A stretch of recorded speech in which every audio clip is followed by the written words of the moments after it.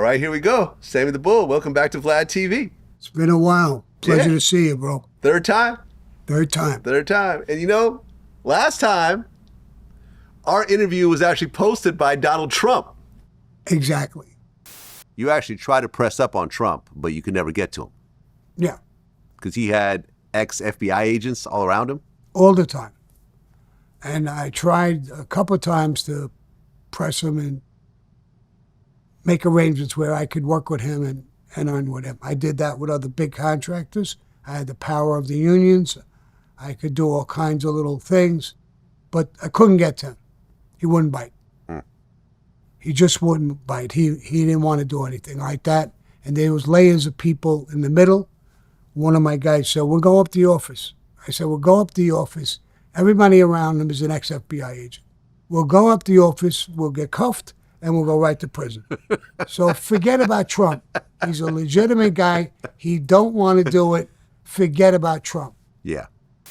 Okay? Yes. You owe me one for that one. You owe me. He owes me. He owes me. I sent him a thing. He owes you? No, yeah, you owe me. He took it without me knowing it. Somebody said, Sammy's playing your interview with Vlad. That's right. On his official Instagram, Donald Trump posted a Sammy the Bull Vlad TV interview talking about him, how basically you tried to extort him, but it didn't work. Exactly. Yeah. Exactly. He loved it. He loved it. Like I say, you owe me. You know, if I need someone clipped, you know, I want it on the house. Right. You know what I'm saying? I got credit with you, right? Yes, yes. Okay, there we go. There we go. Well, a lot's going on, but right now in my world, the biggest thing is the Diddy trial, which just concluded with a guilty verdict on the minor charge. Right. He beat the RICO. He beat the sex trafficking. He got caught with prostitution. Now, you've done a series of videos about this. You're familiar with the whole case. Right. Number one, have you ever been charged with a RICO? Yes. Okay. Yes. So when you see so with your RICO, what exactly were you charged with and how did that really kind of develop? Well, a RICO is the whole organization. Mm-hmm. In the Mafia, it's the boss, the underboss, the consigliere, the captains. There's a chart. And the whole family goes out and does crimes, different crimes. The RICO kind of pulls it all together into a web, and it's a criminal organization. Mm-hmm. Now, in the Diddy case, I didn't see the reason for a RICO case, and I think it confused the jurors and everybody else. Lawyers, I heard them talking about it. One was saying one thing, it didn't belong in the case. He's an individual by himself, and he's done these things. Now, if it was an organization, multiple people would have got indicted. Mm-hmm. He's the only one who got indicted. Although I've talked to some lawyers, like people like Drew Finling, like, you know, big criminal lawyers. They've heard of one-man RICOs. That's a real thing. Oh, you can do it. It's just very hard to understand because it's based on a crime family. You need a family. You could be by yourself, which they did, but they lost. So it's not a good tool for them. Then the other thing is that the women, I mean, the acts that he did is disgusting, but, you know, beating up the girl was probably the worst thing. They saw that video that really nailed him a little bit. Mm-hmm. But days later or weeks later, they're calling him back. When are we going to do another party? When are we going to do this? So it's voluntary. You're trying to say that he's forcing that when they're sending him letters. Love it. When we're going to do another, you know, party. Well, RICO was introduced in 1970. In the 70s, I believe so. It was created in 1970, and then over the next few years, it was used. Giuliani used it a lot, right? He's the one, you know, such a confusing law. Giuliani is the guy who understood it and knew how to use it properly to hurt people in the Mafia. Right. So he went after Italians and Mafia guys, and when he taught it to them, then it went further. It went to black crews, black people, Hispanic people. It went all over the place. Yeah. Even Trump was indicted in a RICO case. So, and he won that case too, I think. Mm-hmm. So the RICO was, what it was really made for was an organization. Now, you were like 25 when it was first introduced, so 25 to 30, and you probably, yeah. You were a made man at what age? I was made man at 31. 31. Okay, so this was slightly before your time, but as you becoming a made man, RICO was in full swing. Yes. How did the Mafia take the RICO? Like all the bosses, were they terrified of it, or did they think, they'll never get us with this? Listen, everybody was terrified. I was in prison with black guys and stuff who got indicted under RICO. They knew I was in the Mafia. They came over. They knew I knew the law a little bit. And they would ask me, Sammy, what is this? What do I do?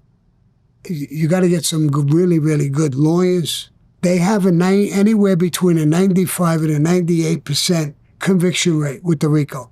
Now, the RICO law does a lot of things. It can go backwards in your life and hit you with crimes that you committed years ago, even if they're petty crimes, and put it in. And the RICO does a lot of damage. It takes all your money, houses, cars. It takes everything. I think this is one of the reasons they went with the RICO with Diddy.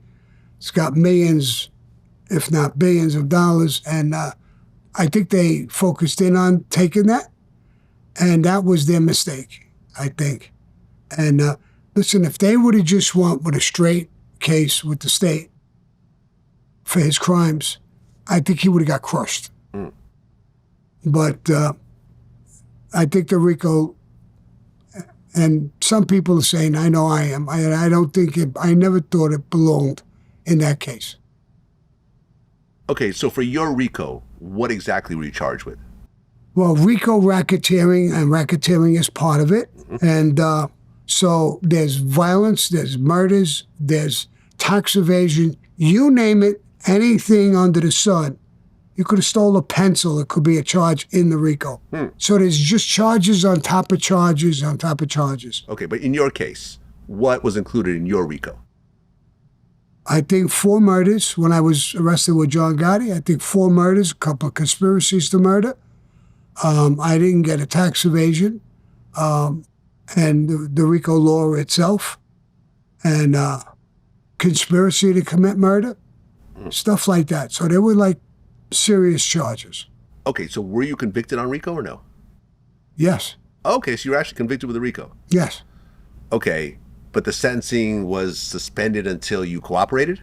I cooperated, yes. I cooperated, so I was charged with those things, but I would be sentenced later on because you have a cooperation deal and you got to tell the truth about everything. I think I told you once before, in my deal, I said, listen, I'll tell you the truth. Here's what I won't do. I won't testify against anybody in my family.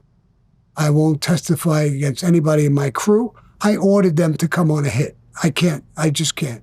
And there was a woman who didn't want money, didn't want anything. We used her to rig a trial, fix a trial, and I won't testify against her. And they said, we can't make that deal, but here's what we can do. While we're indicting, we will not indict any of those people. You'll have a 2-year cooperation. Anybody we indict, you have to cooperate. Okay. We won't indict them. After the 2 years, we're gone. Any new prosecutors or people come in and want to talk to you and make you testify, it's your call. You do or you don't. After the 2-year period, I never cooperated with the government again. Had you not cooperated, if you said, I'm not going to cooperate, if I'm guilty, I'm guilty, that RICO would have gotten you life? Oh, yeah, without a doubt. Multiple life sentences. Oh, because of all the murders and everything. Yes, I would have got everything. Okay. Now, what's interesting is that there's a lawyer named Anthony RICO. Yes. Who actually worked with you that was supposed to be on Diddy's case. Right. What did he do for you exactly? Well, I had a case, the ecstasy case, and in the case, one of the lawyers, Lynn Stewart, got arrested as a terrorist. And obviously she's thrown off my case. She can't represent me. It's a whole... So she was arrested as a terrorist? As a terrorist. What does that even mean? She was working with the Blind Sheikh. What is that? The Blind Sheikh was a guy who did the first World Trade bombing, where they pulled the trucks into the World Trade and they blew them up. Didn't take the building down. It was the first one. Okay, what was she doing with that guy? She was representing him. Well, that's legal, though. That's legal. But when she went, after he was found guilty, she went there with two people. One was an interpreter, and one was a paralegal. Okay. Though those were just bullshit. They were terrorists as well. Oh. She took them into meetings because it's a lawyer meeting. The government can't watch. The government had some sort of a tip-off or understood that they bugged the meeting. In the meeting, she even said... Wait. I'm going to stop you right there.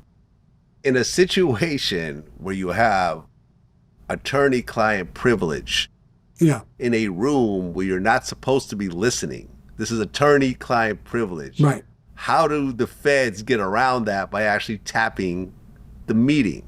Because they knew somehow on a tip that she was talking to him about terrorist moves. Okay, and that's fine. I'm glad they did it, but yeah. Well, isn't this like a fruit from a poison tree situation where you can't use that because you're not supposed to be tapping the meetings? She tried everything. She's a lawyer, and it didn't work. Okay. She got caught in the meetings.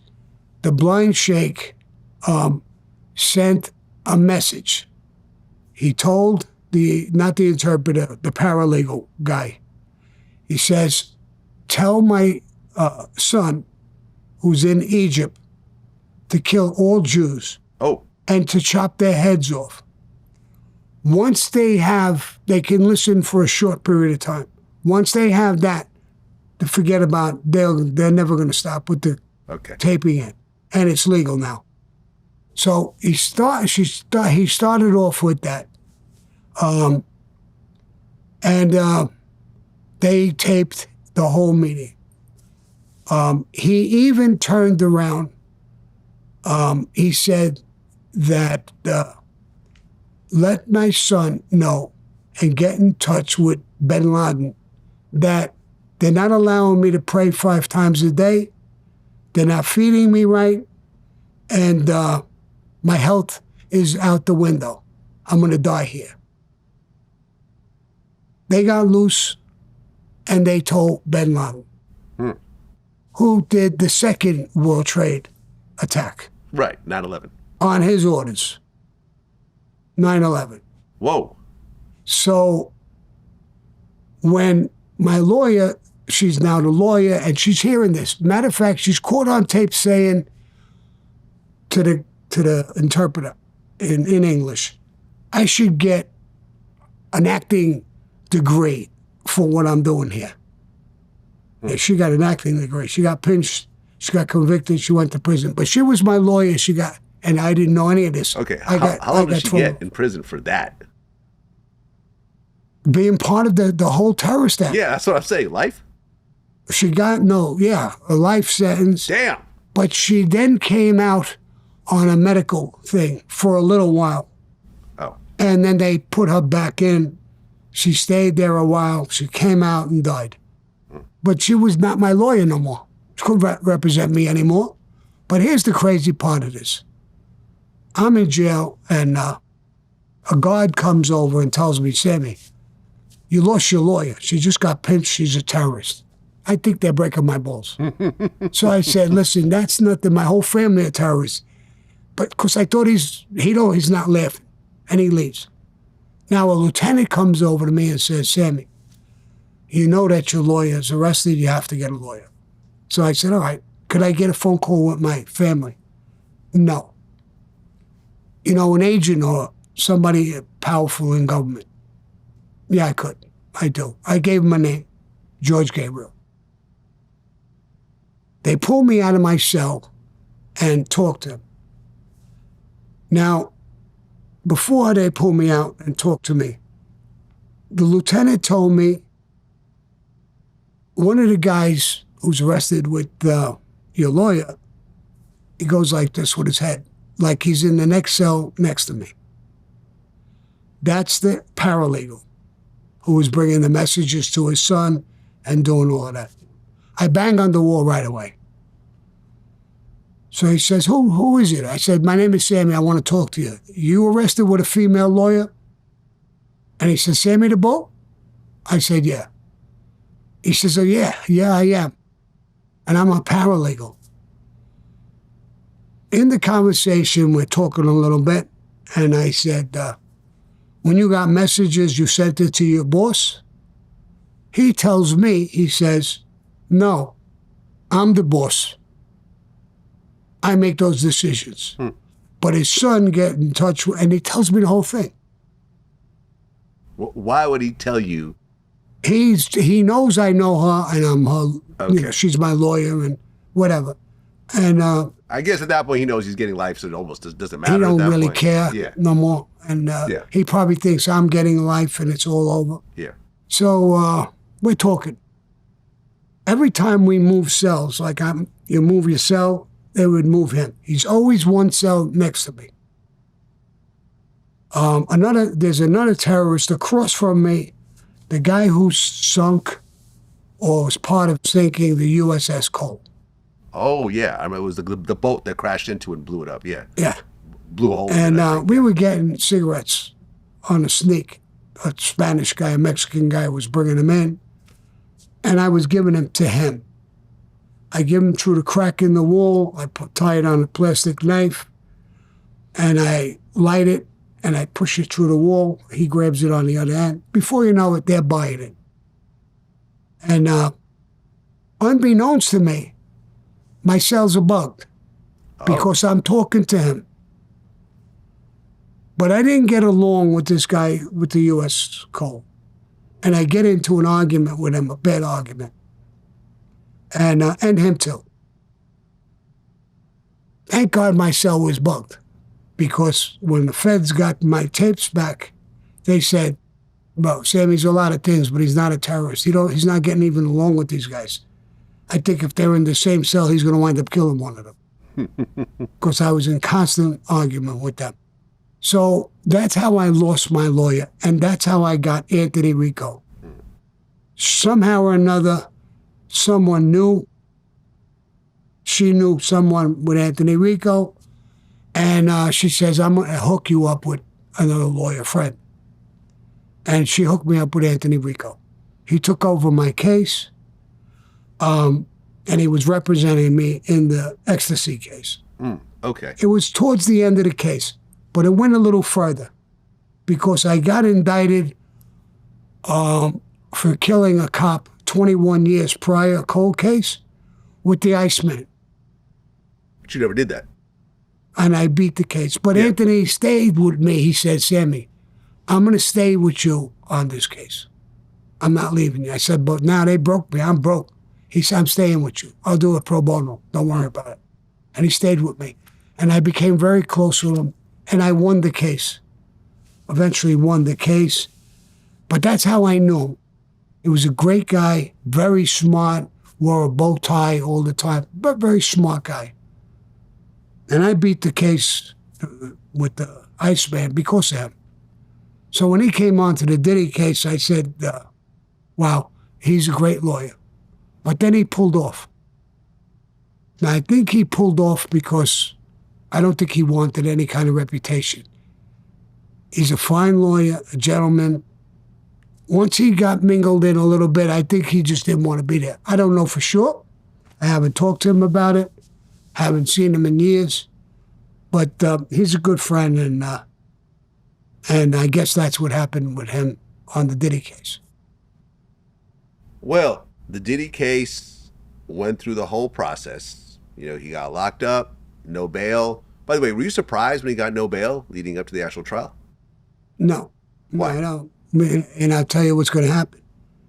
Whatever his sentence is, my opinion, the judge gave him no bail, knowing that he should have got bail at this point. What? Okay, you mean after he got convicted? Yeah. Yeah. After he got convicted of 2 shit counts. Yeah. And he did a year, he should at least get bail. Yeah, I agree. He didn't give it to him. Now, I think that's a sign when it comes time for sentencing, if he's facing two charges, 20 years total, 10 years on each, he's going to get to 20. You think he's going to get 20 years? Yeah, the judge is for prostitution. The judge is going to slam him. If the judge didn't want to slam him, he would have gave him bail. If he thought it was light, he would have gave him bail. He should have given him bail. But being he didn't give him bail, this is just my opinion. Yeah. He's going to slam him with 10 and 10 and run it together. So that not run it together, run it separately. Yeah. So he gets 20 years. I mean, when I interviewed Judge Mathis, I don't know if you know who that is. He was a judge on TV. He's been on for 20-something years. Yeah. He said pretty much the same thing. He said that although what he was convicted for are relatively light charges, so much came out on the stand in terms of the beating of the women and the alleged blowing up of the car and on this abuse. sentencing, the judge could take The that judge is thinking about all into this. Yeah, this is what he said. I don't agree with this, by the way, but at the end of the day, there was so much that came out in the trial and so many things that although he beat them, it's all out there. Mathis thinks the judge will throw the book at him based on that. That sounds like a slap on the wrist. Well, it won't be because, unfortunately, judges are people too, and he's going to try and compensate for the other things that they've seen, for the state crimes that he's seen. His mindset is going to be, I'm not letting him get away with the minimum. I'm giving him the maximum that'll compensate for the things I can't do. The things that he didn't, the things that the prosecutor didn't prove, but I think happened. The things that happened in state court, but the statute of limitations expired, so I can't prosecute him. So, he says 1 to 10 years, I think I'm going to give him 10. Yeah. Now, I'll give you a little something. Mm-hmm. I got convicted on 19 murders. I cooperated. I got 5 years on my first case with John Gotti. I got a 5-year sentence. Okay, was that 5 years total, or was there a time served? No, I still owed time on, even under 5 years, I had to do 50-something months. Yep. I only had 40 months in when I got sentenced, so I still had months to go. When I got pinched on the ecstasy, no violence, I never bought the drugs, I never sold the drugs. I lent money and I was involved. I got 20 fucking years. So when the judge takes into consideration what he wants to do, and in my opinion, they're going to slam him, he's going to get 20. And in a way, he's got a gift. On 20, he'll do 17 and change, take a year off that he's in, he'll do about 16 years. It's a lot of time. It's a lot of time. But he did a lot of things. He would have, if that RICO would have landed in, or a few more charges, he would have got life. Yeah, it almost reminds me of like the O.J. Simpson case where he beat the double murder, and then when he gets caught for stealing a bunch of stuff that actually is his stuff. It was his stuff. He was stealing it back. Trying to steal back his own stuff. Yeah, they robbed him. Of course, there was a gun involved and some other stuff. Right, but they slammed him. 33 years. Right. I personally know people that got convicted of murder. They got less than 33 years. Yeah. I know them personally. Right. They've been on my show. Look at me. I got 5 years on 19 bodies. Right. And I know people who did a murder and didn't cooperate and got less than 33 years. Yeah. In a federal case, it's hard. On a murder case with the feds is usually a life sentence, life without parole. So you think Diddy will get 20 years? I think he'll get the 210s running wild. So yes, he'll get 10 and 10. He'll get 20 years. Look, I've been very vocal about this case. You know, I was just on Piers Morgan. Me and Tony Busby were yelling at each other over this. What do you think he's going to get? I think, based on what he was convicted of, which is prostitution, interstate prostitution, which is a very small charge. Flying in a hooker, and I've interviewed 3 of the male escorts. All of them said they didn't feel like they were trafficked. All of them were totally fine with what they did. They were paid like $3,000 to have sex with a beautiful woman. Mm-hmm. Not a bad job. Not a bad job. You know, at the end of the day, when you talk about sex trafficking, prostitution, I feel like the essence of the law is, you know, taking young girls, forcing them into motel rooms to turn tricks, you know, have sex with a bunch of guys, and the pimp takes all the money. And then, you know, taking them to a different state and abusing them and threatening them and so forth. a man that likes to have freaky sex and have another man have sex with his girlfriend in front of him, I don't really feel is a crime at the end of the day. I feel this is just whatever. This is a weird sex thing. It's not my thing, but if someone wants to do it, and not only did I talk to the male prostitutes, but I talked about how the women were during these sessions, and all three of them said Cassie and Daphne Joy were all really into it. Yeah. They picked the guy themselves. Yes. They contacted the guy themselves. They called back days later, and they wanted to do it again. Yeah. They paid them themselves every single time. All three guys said that the girls would give them the money, not Diddy. Right. So if you talk about prostitution charges, Cassie and Daphne should have been charged. All right. Right? Yeah, I don't know why they're not charged, but they were given immunity. Right. To testify against Diddy. Yes. So in these cases, I felt like these were all willing participants.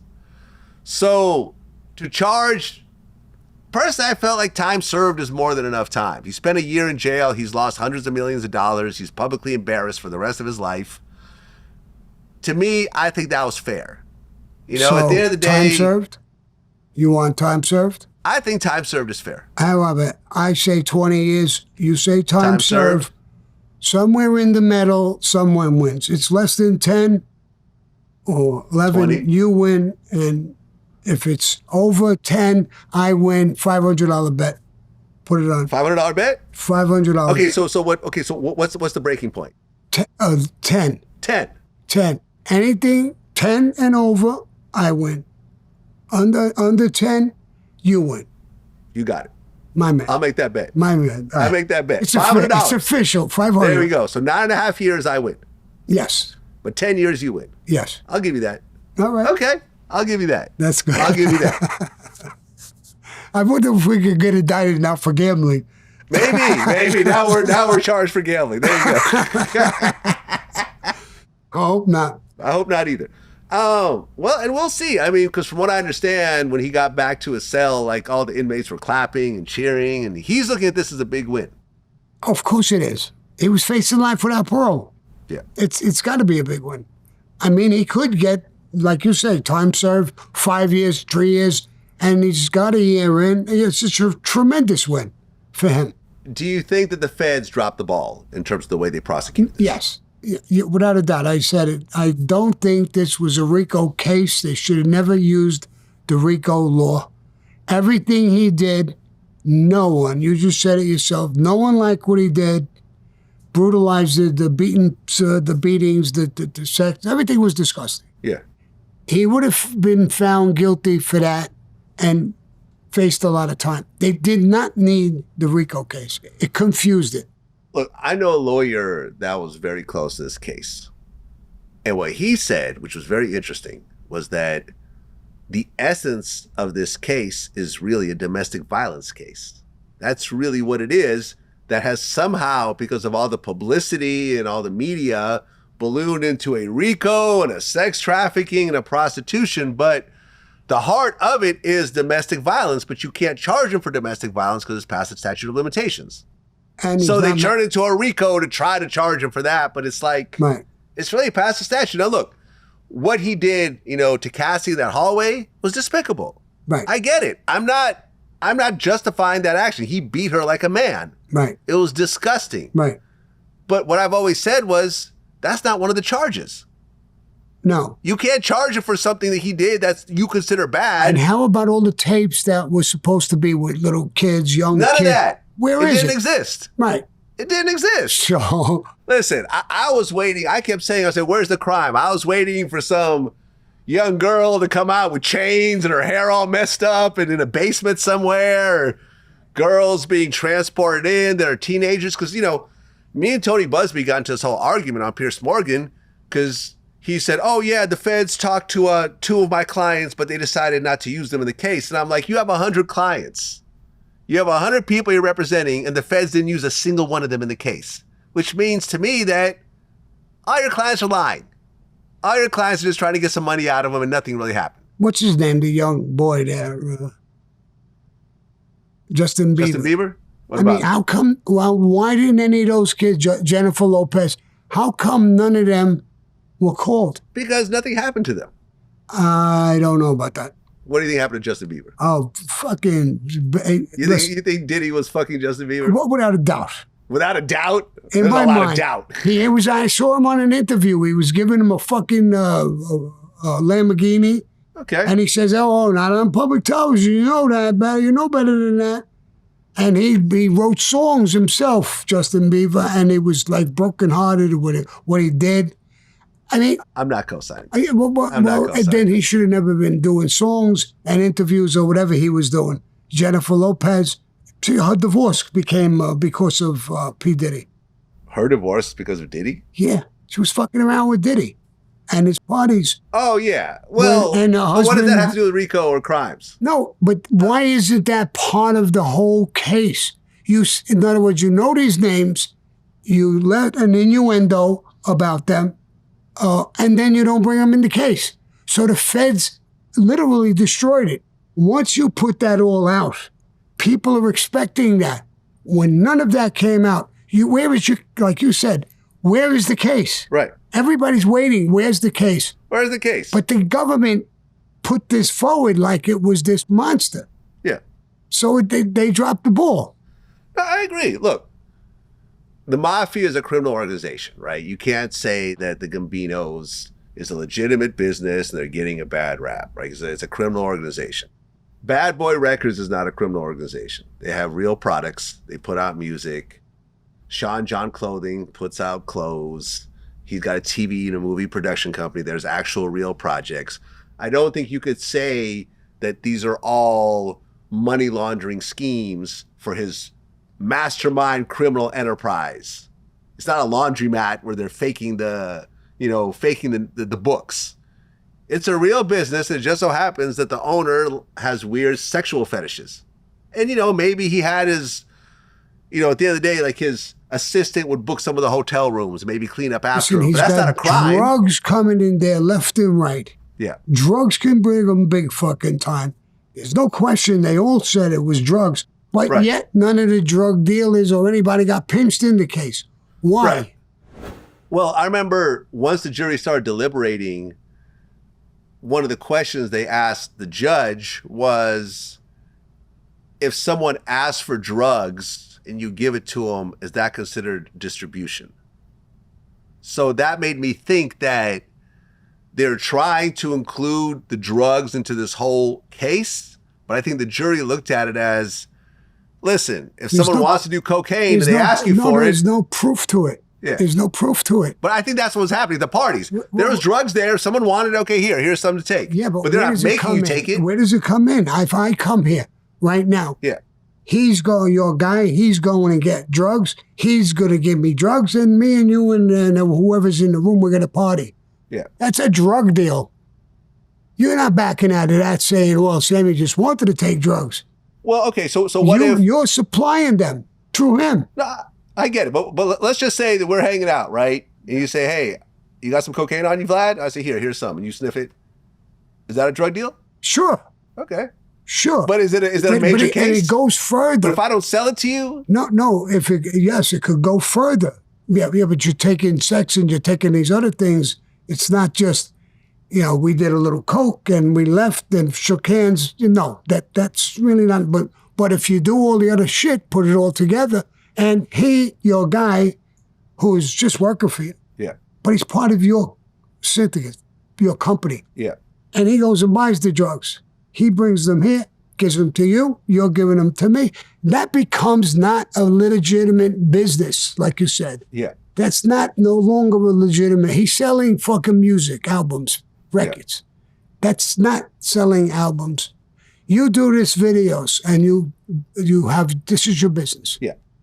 Now it becomes drugs coming in, all kinds of shit. It's no more the drug business, the record business, or videos. But the jury looked past that. Because the government screwed it up. RICO. They didn't put it together.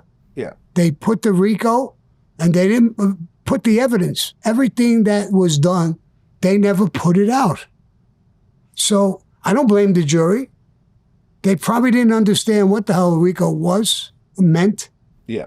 And none of these things that are supposed to be there, like you said and I said, the same thing, where's the case? Yeah.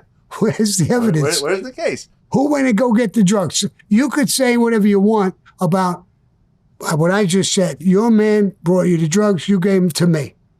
But if there's no man and not me, who's to say what you did? Nobody's going to believe what you did.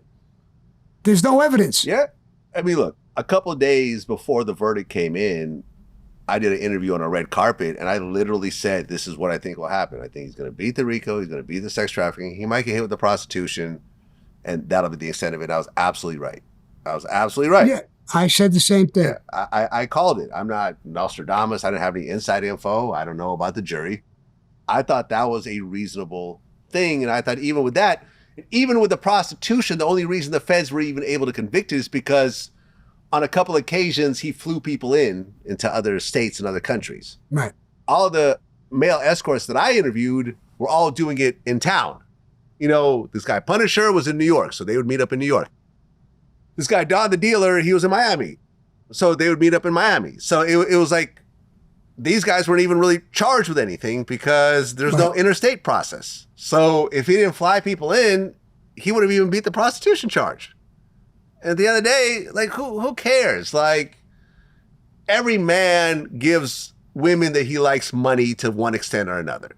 All right? That's just the way life works. Exactly. You know, I don't know any man that says, I've never given a woman a penny. Yeah, you know, unless they're celibate. Right. Right? That's just not the way it works. Whether it's your wife, girlfriend, side chick, somebody you meet, take them out to dinner. If it's your wife, it's worse. Yeah, it's worse. It's worse. Yeah, well, what There's do they no say? end to giving. Yeah, the difference between free pussy and paid pussy is that free pussy is way more expensive.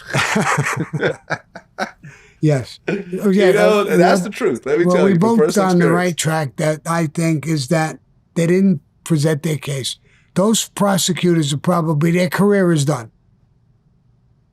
Well, yeah, it was the daughter of the ex-FBI guy, right? Was it Comey? Comey's daughter? Was she a prosecutor on the case? Yeah, Comey, another bum. Yeah. Maureen Comey, the daughter of former FBI director James Comey. Nah, another guy. Yeah. Have you ever dealt with Comey yourself? Sure. Really? Yes, I did. In what? And when I was cooperating and I was in a case and I was testifying, I'm going to get you want a bomb, a little bit of a bomb? Let's go. No. I don't know. We're talking about drugs. I can't even get a fucking hot dog here. All right, I'll tell you about Comey. Comey turns around and I'm testifying and there's a break. We go in the back room. There's all FBI agents. I'm sitting at a table. And he comes in on a break, and he's talking to me about the case. So I said, I thought it's illegal for you now, I'm on a break, to talk to me about the case.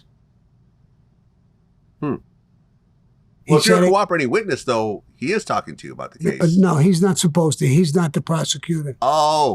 He's the a government guy. But he's the FBI director. Okay, I got it. Right. Yeah, he's a big shot. He comes in and he's talking to me about it. So I says, I thought we're not supposed to talk about the case on a break because the defense is asking me questions. Now we're on a break. You may be, trying to steer me to say certain things. So I said that. You know what his answer was? The law? I'm the fucking law. I says, oh, you're the law. Okay. Keep talking whatever you want. George Gabriel and I forgot his name now, the other head agent said, can we talk to you outside? Not me, him. Mm-hmm. He never came back in the room. And they said, Sammy, this here never happened. All right. I says, good. But was I right or was I wrong? You were 100% fucking right. His answer's fucking wrong. Could that have been a mistrial? I have no idea, but it never came out. So if you came to the judge and said, Your Honor, I just want it to be completely transparent, James Comey, the head of the FBI. I was facing fucking life without parole. You weren't trying to do all that. I wasn't about to become a fucking hero and do that bullshit. I didn't give a fuck about him. I knew he was a high official. I knew if I did something or said something, I was dead. I was over. I backed away. to be honest.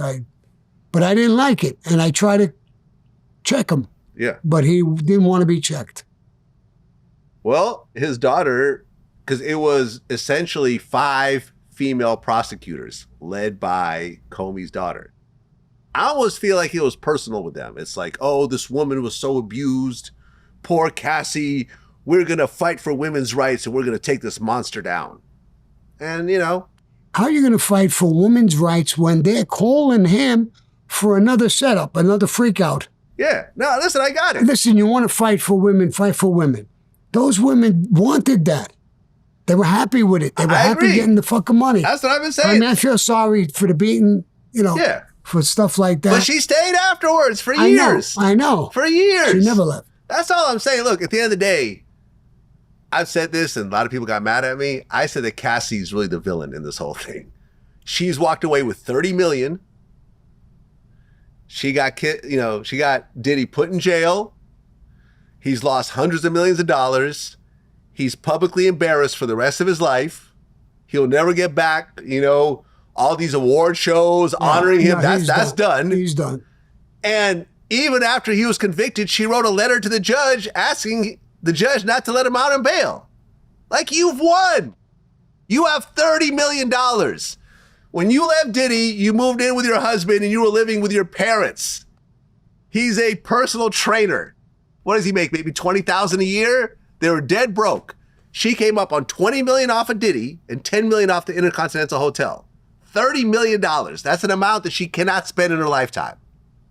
Multi-generational wealth. You won. Yeah. I remember, with me, when it comes to, I read the 48 Laws of Power, right? You read that book? No. Great book. Great book. One of the things that I learned from that book that I've always internalized is one of the laws was never go past your mark when you win. When you win, you stop. You don't rub their face in it. You don't spike the ball. You don't go, ha ha, look, I won. Give me that thing. Give me my phone with that girl that I said I want to play that video. She didn't ruin your life by accident. She planned that shit. And the worst part is she's still out there playing a victim. She lies like she breathes. Yep. Because for a female narcissist, lying isn't just a habit, it's her fucking love language. She doesn't just fumble the truth, she murders it with a smile, crocodile tears, and just enough vulnerability to make you second guess yourself. She'll gaslight you until you forget your own name and then turn around and post something cryptic on Instagram that she's protecting her peace. She's not confused. She's calculated. She's been building this mask for her whole life. Sweet, soft, innocent, until you threaten her control. Then suddenly you're the villain in the story that she wrote. She doesn't want love. She wants power. She wants obedience. And she'll burn your whole world down to the ground and then ask why you're so dramatic. So yeah, John, she's not changing. She's not reflecting. She's already moved on to her next victim, spinning some bullshit story about how you hurt her. Tag someone who's been there. Well, I've been there.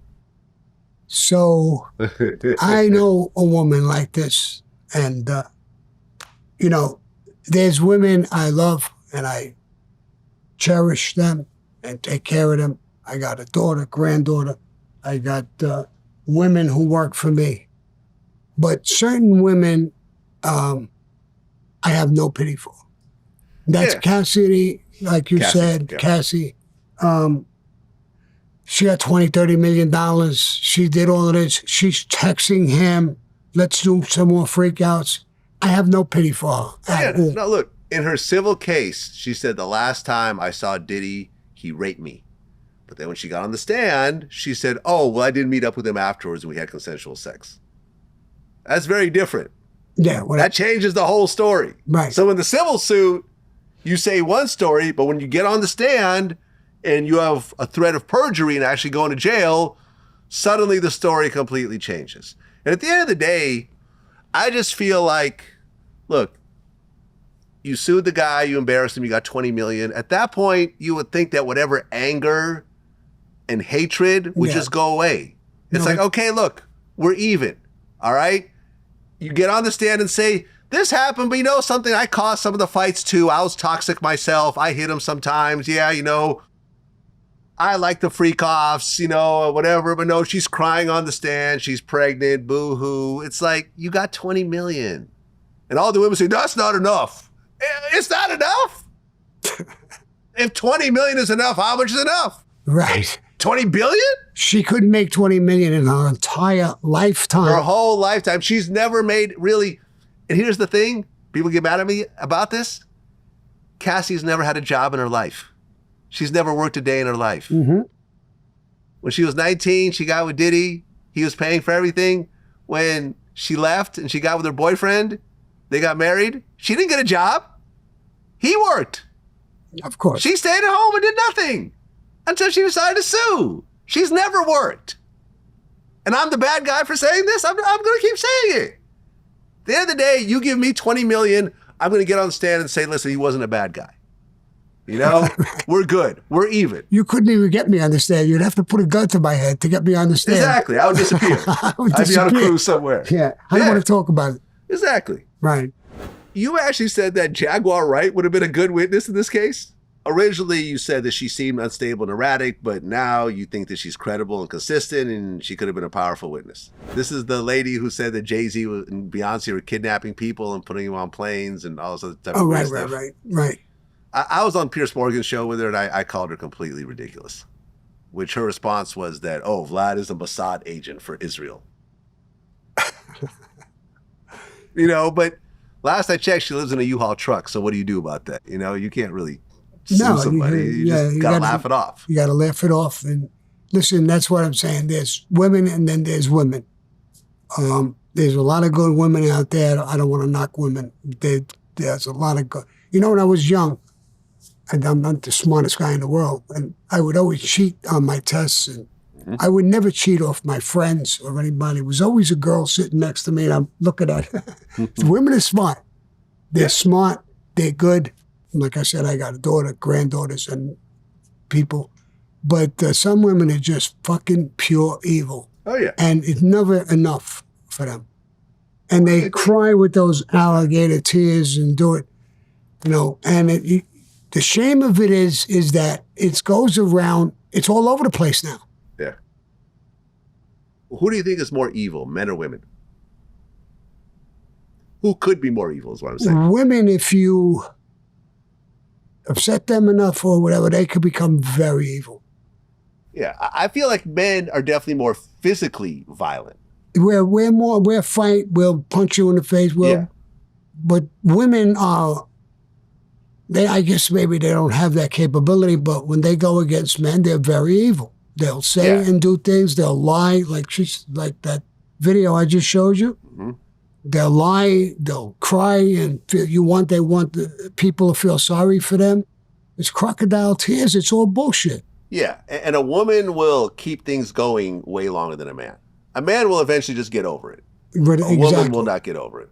A woman, like I said, like a Cassie, you got 20 million. Everyone feels sorry for you. Like you won. You have 3 kids. You're married. Men get in the ring and fight. Yeah. We almost kill each other. At the end of the fight, if you take notice, they'll always hug each other and it's over. And they respect each other's ability to fight. Even if you won the fight, you say to yourself, this guy fought like a bastard. I think, I think he's great. Right. Or if you lost the fight, you respect him for fighting. Yeah. Right. Not a woman. And it's even in the street, unless you get carried away and want to give the guy a vicious beating, then the guy's going to. But generally, like you said, men will forget certain things, arguments a lot quicker. Mm-hmm. You tell a guy, go fuck yourself. He could kill us. He might be a little insulted. Tell a woman, go fuck yourself. It's like you sank the Titanic. Something like, so there's all of that. And this Diddy trial brought it all out in a weird way. And it showed that, he's a creep, did creepy things. Mm-hmm. But women were the same thing in that case. The case was brought by the government in a weird way, in my opinion. They dropped the ball. They made it personal. They put the RICO, we're going to give them everything. We'll show them how to do this. Right. And they lost. Yeah, look, in I don't know how closely you follow this, but there's a famous rapper from Atlanta named Young Thug who had a RICO also, which he ended up pleading out to as well. Like that whole, Right. That was like the longest trial in Georgia history. It was like over 2 years. And ultimately it accounted for nothing. A whole bunch of people pleaded out and other people ended up beating the case altogether. So I feel like what I'm hoping is after these 2 RICOs, what's funny is that Brian Steele, who represented, he was one of Diddy's lawyers as well as Young Thug's lawyer, has now beaten 2 RICOs in the same year. So it's kind of crazy. But I'm hoping that after these 2 cases that law enforcement will not just keep using a RICO for everybody that they're trying to bust. That a RICO goes back to what it was actually invented for, which was an actual criminal enterprise, as opposed to, well, we can't get them on anything else, so we'll just throw a RICO at them. And I don't think it should go against that either, because now you're going to races. You're going to pick Italians with the Mafia. You're going to pick the black organization or a Mexican organization. But everybody else could get away with those crimes.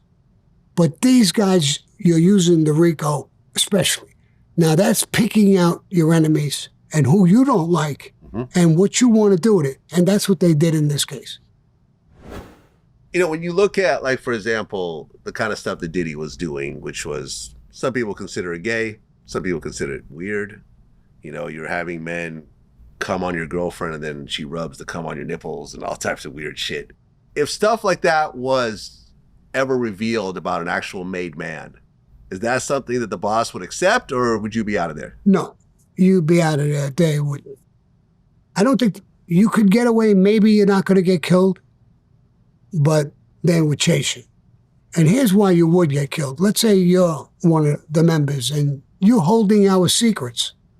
Now you're doing shit like that. First we want to chase you, but we don't want you going with all of our secrets. So that's why you may get killed, not just chased. Killed, and then he's done. You could chase him, but he's leaving with your secrets. So you don't want him to leave with your secrets. It's the same thing when a guy becomes a drug addict. He becomes a threat. They want to kill him because he's holding their secrets. And if he goes away, he gets pinched, an agent will shake a little bag of coke or whatever drug the guy is taking, and he'll flip. Well, that happened to Michael Franzese and his brother. Yeah. Right? Franzise's brother became a drug addict who ended up testifying against their father and putting him back in prison. Yeah, at 93 or 95 years old. That's what I'm saying. Testified against his father for a bag of drugs. Yeah. Yeah, well. So, were there ever gay members in the Mafia? I think there was a couple. But, you know, I'll talk to you about a gay mobsters. I was in jail and I was in charge of the library, and we used to sit in there, close it, have coffee and talk. There was a guy from Chicago, Beggs, his name, and there was a guy, JB, from another family. And we were playing cards, and we were in there having coffee and playing cards. And JB was talking about the underboss of the Cavalcanti family in Jersey. They said he was gay. And they killed him. What was his name?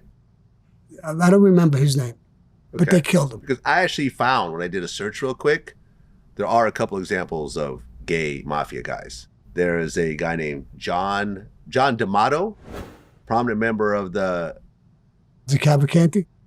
That's him. He was the underboss. That guy, right. He was the underboss. He was murdered after being suspected of homosexual activity. I'll tell you the whole story. Okay. I know it good.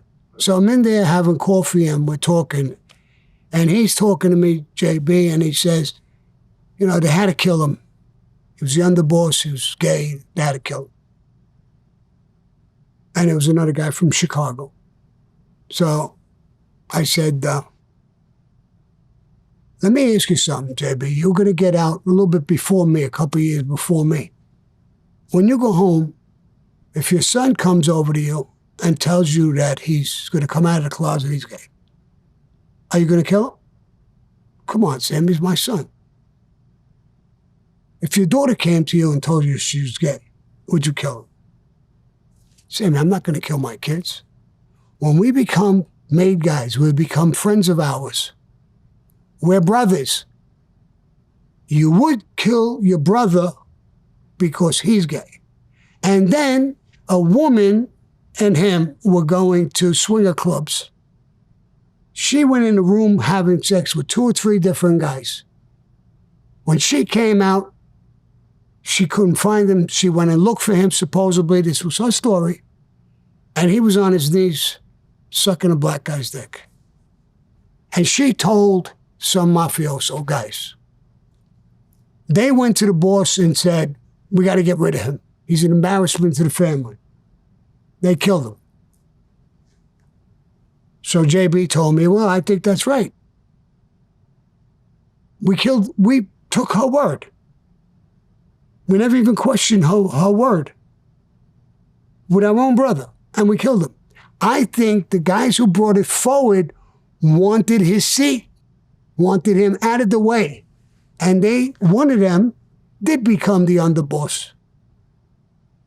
So I think this whole thing was exaggerated. So the guy from Chicago said, Sammy, what would you do if you were the boss? I would call him in and I would tell him, listen, we're brothers. This is not allowed. You can't, you're in a powerful position. You're the underboss of the family, John. And I knew him well. Mm-hmm. We can't allow it.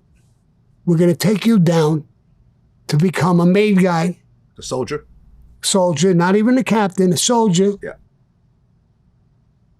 Keep your business in your house behind closed doors. Don't be coming to no fucking meetings with a dress or a skirt or do something fucking stupid, because we will kill you. But being you're our brother and you have this little thing, keep it quiet and mind your business. The Genovese guys had a gay guy, and they let him live. They kept him just like I'm saying. So I think that's what I would do. We didn't ever even question the woman. So what would you do how do you question her? Here's what I would do. Here's how I would question her. Okay, but here's someone that actually hits even closer to home. A Gambino hitman named Robert Mormondo. Do you know who this is? Robert Mormondo? Robert Mormondo, a Gambino crime family hitman who became an informant, was the first mobster to admit in court that he is gay. Any idea who this is? No, I know Mormondo. Hold on a second. Okay, so how old is he? That's the thing. So in 2009, that's when he went on trial over a 2003 shooting he shot a bagel store owner. So this was after your time. Yeah. I'm gone. Yeah, you're gone. I'm gone. I don't know him. And he's probably young, way younger than me. I'm 80 years old. So if he's 50, he's 30 years younger than me. I wouldn't know him from a hole in the wall. So yeah, he had a close personal friendship with Richard Gotti, who was John Gotti's nephew. With Richard Gotti? Yeah. Richard G. Gotti. Right. So this is all That's John's brother. Well, John Gotti's nephew. Oh, his nephew. Then now we're going John to Gotti's kids. nephew is Richard G. Gotti. Yeah. So this is all past your time. Way. I wouldn't know him. He's got to be a guy's in his probably 40s or 40s or 50s. Yeah. Like that, I wouldn't know him 40 years older than him. Right. Well, No. Listen. But still, gay. People become gay. It is what it is. It is what it is. It is what it is. Who cares? I think, I've had a gay person in my family life. I wouldn't kill him. Yeah. I wouldn't even think of killing them. Why would I? I have gay friends, man. Who cares? Yeah, who cares? Yeah. If that's your sex life, that's your sex life. Yeah. So I don't see killing them for that reason. Again, in the Mafia, if the guy's got those secrets, it's hard to chase him. You don't want to make him leave with all those secrets when he has any kind of fucked up habit, whether it's gay, drug addict, whatever it may be. So you have to, normally they'll kill him. But other than that, you're not killing him because he's gay. You would just take him down. He can't be the boss or the underboss or the gonzier or a captain. It's the same thing as now you get in the military and a guy is gay, flaming gay. You don't want him to be the general giving these guys orders and stuff like that. You know, it don't fit. So you could be gay. Yeah, a real fancy outfit though as a general. Let me tell you. Yeah. He'll have all types of feathers and Well, I think the Democratic Party had a general, a female. Yeah. And it wasn't a female. It's a guy. Oh, okay. Didn't something just come out with the French president? Yeah, the person who exposed the one that The person who exposed killed the French president. What's his name? Come on, tell. I don't know the search. It's the search. What's the name of the French president? Yeah, Macron. Macron. Yeah. Well, Yeah, Emmanuel Macron. his wife, they said, is a guy. No, she's not. The person who did the surgery just wound up dead. It's on the thing. Look at the phone. I'm not going to show you another phone. Look on your own phone. But yeah, he's. What do you think Obama's wife? She's obviously a woman. They have 2 children. No. There's 2 children could come from anywhere. Okay. Yeah. Cut it out, Sam. Yeah. I know you don't like Obama, but cut it out. No, it's not that I don't Cut like it him. out. It's, Cut it out. it's not. His It's wife not that I is a don't. woman. I know it's Mike. Okay, she's it's a Mike. woman. She gave birth to 2 beautiful, beautiful daughters. We're not going to talk. I don't think the French president's wife, Brigitte Macron, is a man either. I think she's a woman. Yeah. Listen, at the end of the day. All right, so you're pro-gay. I mean, I'm pro living your truth. All right. You know what I'm saying? I'm not gay. I'm not bisexual, but I have gay friends, and I feel like I don't think that anybody, considering how society views gay people, I don't think people will say, hey, listen, I want to be gay and I want to subject myself to all this like ridicule and negativity and so forth that society puts through them, unless they really truly feel that way in their heart. And if you really are attracted, listen, my women historically have always been black. My kids are biracial. At one point that was illegal. Not that long ago, during your lifetime, that was illegal. No, not during my lifetime. Hold on. It goes a little bit before that. If you're down south. If you're down south. Interracial marriage legalized 1967.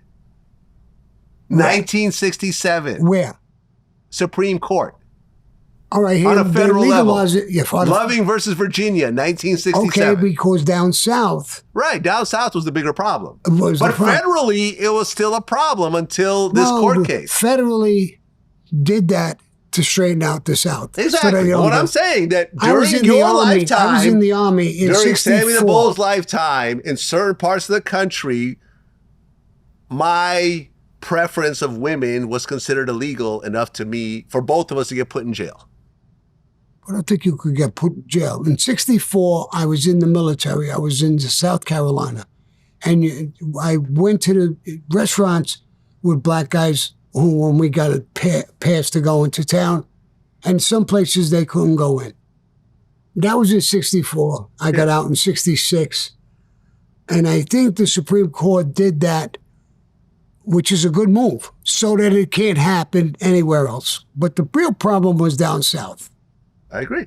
And but they were making that where you can't marry a black woman or a black guy or whatever it is. But they had no laws that they're marrying their sister. Yeah, that's pretty crazy.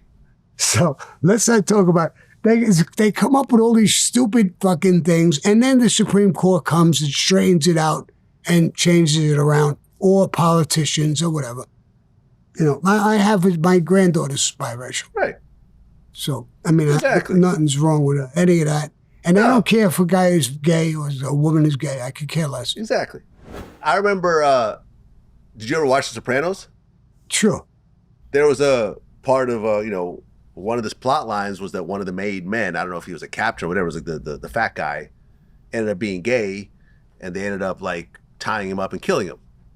Or him being gay. I think Tony had a problem with that and so forth, but it seems like that was based on the story you were talking about with John Amato. John Amato, right. Yeah, D'Amato. He was a tough guy. I did work with him. Oh, yeah? I did a murder with him. Really? Yes. Did he pull the trigger? No, he didn't pull the trigger. He set the guy up for us, and he had access to get a guy. We were hunting him, and we went to his boss, and he grabbed him and told him, set the guy up for Sammy and them, the Gambinos. And we did it. He was a tough guy. I mean, I never knew him to be feminine. He might have been gay, who knows? But he wasn't feminine or anything. Hey, man, listen, just because you're gay doesn't mean you're not a man. No. A gay guy will beat your ass just like a straight guy. There was a boxer when I was boxing. There was a boxer who's, he was, I think he's one of the guys who killed a guy in the ring. Yeah. With his hands. Mm. Nobody wanted to fuck with him. Nobody wanted to call him gay. So the whole thing is crazy. Listen, I remember one of my scariest moments was I was in Rio de Janeiro, and I was walking by the beach, and there was like a group of trans, I guess, prostitutes. They were all hanging out. And as I was walking past them, one of them kind of tried to grab at me. And I had to do like a matrix, try to get out the way. I remember like looking behind me because I'm like, if these guys chase me, I'm in a lot of trouble here. You know, because they're all wearing high heels, but they can take those heels off because these are all men. Right. You know what I'm saying? Like these guys can really like pin me down and take advantage of me. Like these are men just because they're wearing wigs and dresses. They're muscular, like, you know. So yeah, some of them, yeah, some man, of them you don't want to underestimate these guys. No, they're men. Some men are, strong. Some. I mean, when you watch The Sopranos, would you say that was a good depiction of the mafia, or was it just all ridiculous? No, I would say it was a good depiction of the mafia. It was based on that Jersey, the Gigante family, where Johnny Amato came from. Yeah. But it had a lot of untruths. I mean, they did a great job. They didn't do this to make a true movie. They did this to entertain people. They turned television up on its head, and they changed everything. It was really done great and entertaining. If you found out that at the time John Gotti was meeting with a therapist and telling this therapist all of the secrets and everything else like that, what do you think would happen if the word got out on that? Well, telling if he was meeting with a therapist and he had some sort of issues, I don't think that's a big deal. If he's telling our secrets to them, that he's got to go. He's got to go? Yeah, without a doubt. What about the therapist? No, it depends on what you're talking to him about. If you have some sort of... Well, but you don't know because the therapist is not allowed to repeat what you said legally. Yeah. Right? Yeah. But I mean, what are you going there for? I mean, people have different issues that, there's all kinds of things. If you're going to do that, kill him for that. Then what about when he goes to church? Confesses to a priest, or that can't say anything, or a Christian. Does that happen though? Because most of the mafia guys were Catholic, right? Yeah. Or Christian, either way. Yeah, Christian, Catholic, but Catholicism is popular in the Italian community. Yes. Were guys going and meeting with Catholic priests and telling them about the murders they did? Have you ever I heard of that? don't think so. No. No? I never heard of anything. Never heard of that? No. No, you'd have to be out of your mind. Right. I mean, when you look at, like, for example, all the movies that came out, I mean, there's Goodfellas, there's Casino, there's The Godfather, 1 through 3, which of those do you think, during that era really captured the mafia life the most accurately? Godfather 1 and 2. Huh. 3 sucked. It was terrible. Yeah, I didn't like 3. It was ridiculous. Yeah. But 1 and 2, I'll tell you why. It not only caught and showed you what the mafia is, the thinking, the loyalty, the respect, how important that was to all of them. It talked about Italy, our Sicilian and Italian background, and our heritage, where it came from, how it came to be. So I thought it was really done great for entertainment purposes, but for reality purpose, it came great too. It really did. I think there was a lot of good mafia movies. Goodfellas, Nick Pileggi did that, and there was a lot of good movies. But I think Godfather 1 and 2 really showed what it was about. I think it came out in late 70s. Yeah, my Godfather one was 72. 72. I got made in 76. So I saw that in the 70s before I got made. And it did give me a feeling and a half of being proud of being an Italian. And I always looked up to the Mafia growing up in the neighborhood I lived. It was around everywhere. But didn't certain Mafia families have a problem with The Godfather even coming out? Yes. The Colombo family. Exactly. But, you know, it's not so much coming out. They wanted it portrayed a different way. They didn't want the Italian people to look like animals and just killing every 2 seconds. That's what the movie was about. But not really. There's a lot of killing in that movie. There was a lot of killing. A lot of killing in that movie. But there was a lot of... Especially at the end. Remember at the end, everyone gets killed. Well, at the end, he kills everybody. In every Godfather movie. Right, yeah. right. But there's a lot of the weddings, all of that stuff. It was about our heritage as well. So it gave you a good understanding of our heritage and how the Mafia thought and why they thought that way. So it gave you a good understanding of the entire thing, I think. But do you think that it also brought more attention to this supposedly secret organization that you, like, for example, when you're a made man and I say, hey, tell me about the Mafia, you'll say, I don't know what you're talking about, right?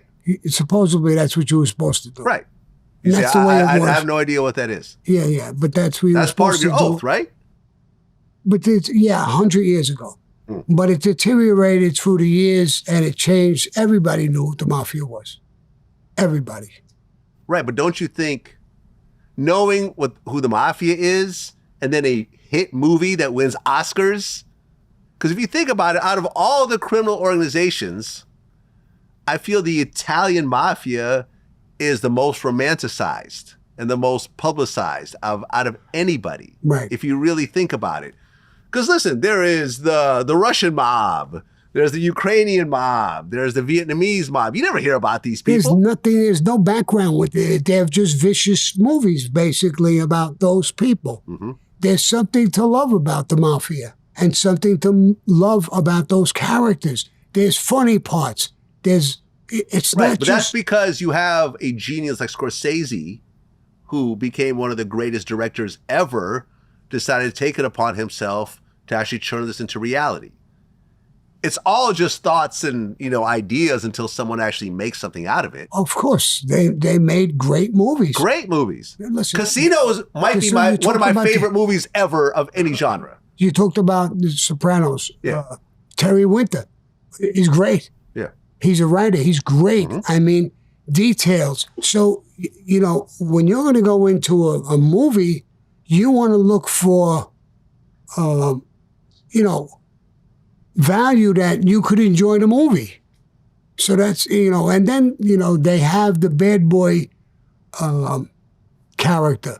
And men want to be a bad boy. Women love bad boys. Right.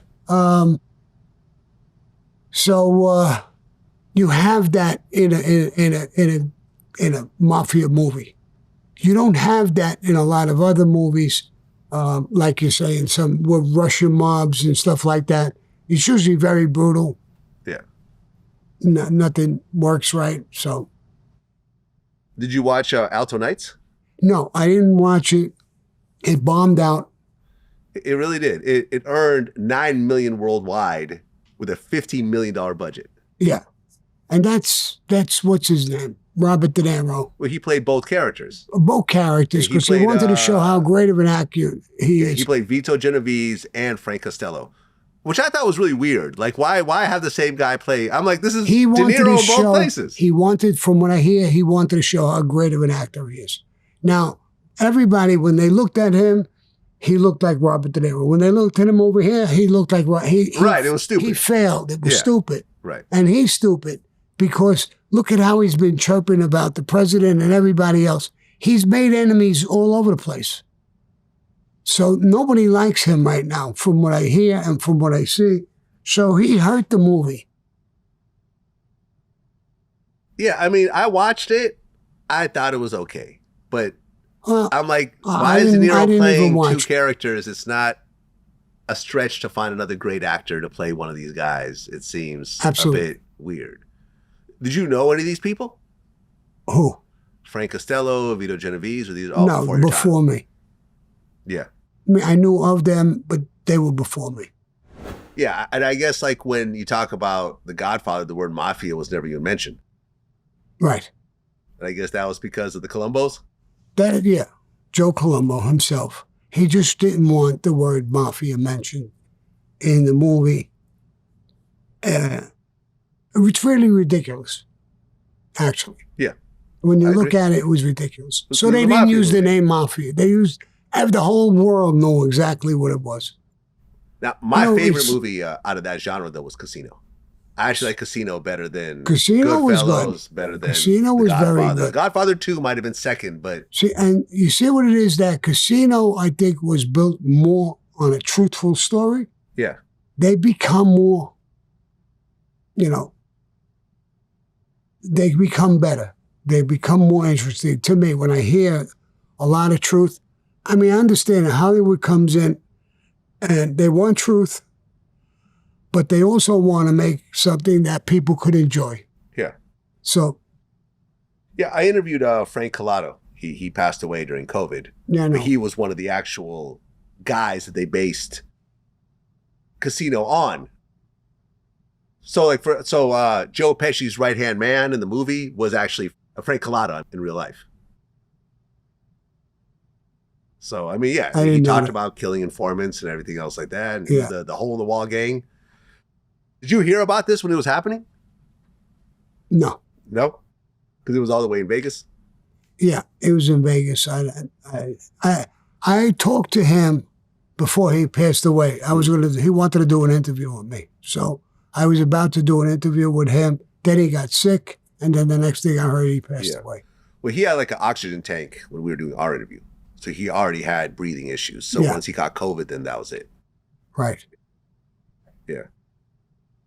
You did an interview with Terrence Gangster Williams, who was a regular on my show. In fact, I did his first interview ever when he got out of prison when he did like 27 years. When you look at someone like that, now, he admitted to 40 murders. Right. Now, he didn't pull the trigger on all of them, It don't matter. which is your case as well. So essentially more than twice as many murders as he admitted to. Right. Number one, when you look at someone like him who he cooperated, but all the people he cooperated against were already dead.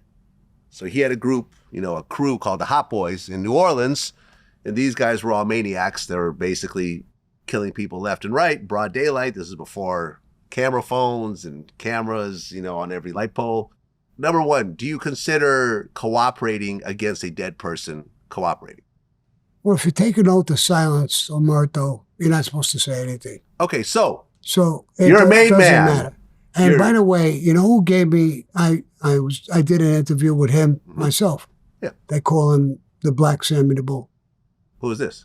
Your guy, They call Terrence the Black Sammy the Bull? Yeah. Huh, I've never heard that before. And Brian Glaze is a friend of mine. Yeah. You know Brian Glaze? Yeah, I interviewed him as well. Yeah. He's a friend of mine. I did a couple of interviews with Brian him. Glaze Gibbs, I think. Huh? I think Gibbs, I think his last name. Yeah, Gibbs. Brian Glaze Gibbs. But he called me up and he said, Sammy, this guy's a good friend of mine. And he got out of prison. Would you do an interview with him? Boost him up a little bit. And that's why I did the interview with him. Mm-hmm. And that's what he had told me is Terrence said the Sammy the Bull Glaze. So let's just say you're a made man and you got arrested for something. And in order to get out, you cooperate on one of the other made men who are dead right now. Would that turn into a death sentence for you? Sure. Really? You're not allowed to talk to the other side, the cops, the government. You're not allowed to talk, to cooperate. I don't care if you're cooperating against a made guy. You can cooperate against a cop or a civilian Okay, so or anybody. You can't do it. Okay, so for example, another regular guest on my show, Freeway Ricky Ross. You know who that is? No. Freeway was one of the biggest drug dealers in America. In fact, the Iran-Contra thing, essentially the government was allowing him to run drugs into America and then using the money to finance a war in South America, right? He was making to the equivalent of billions of dollars today. At one point, a whole bunch of dirty cops ended up setting him up, whatever, and he ended up cooperating against the cops. He's fine with that, but some people say, oh, you're not allowed to cooperate against the cops. No. So that's true in your world as well. And without a doubt, you can't cooperate, period. So if a cop throws a brick of cocaine on you and say, hey, I found this brick on Sammy when I pulled him over in his car, you know it wasn't yours, you can't say... Oh, you're going to fight your case. You're going to have lawyers, investigators. You're going to fight your case. I'm not saying you can't fight your case.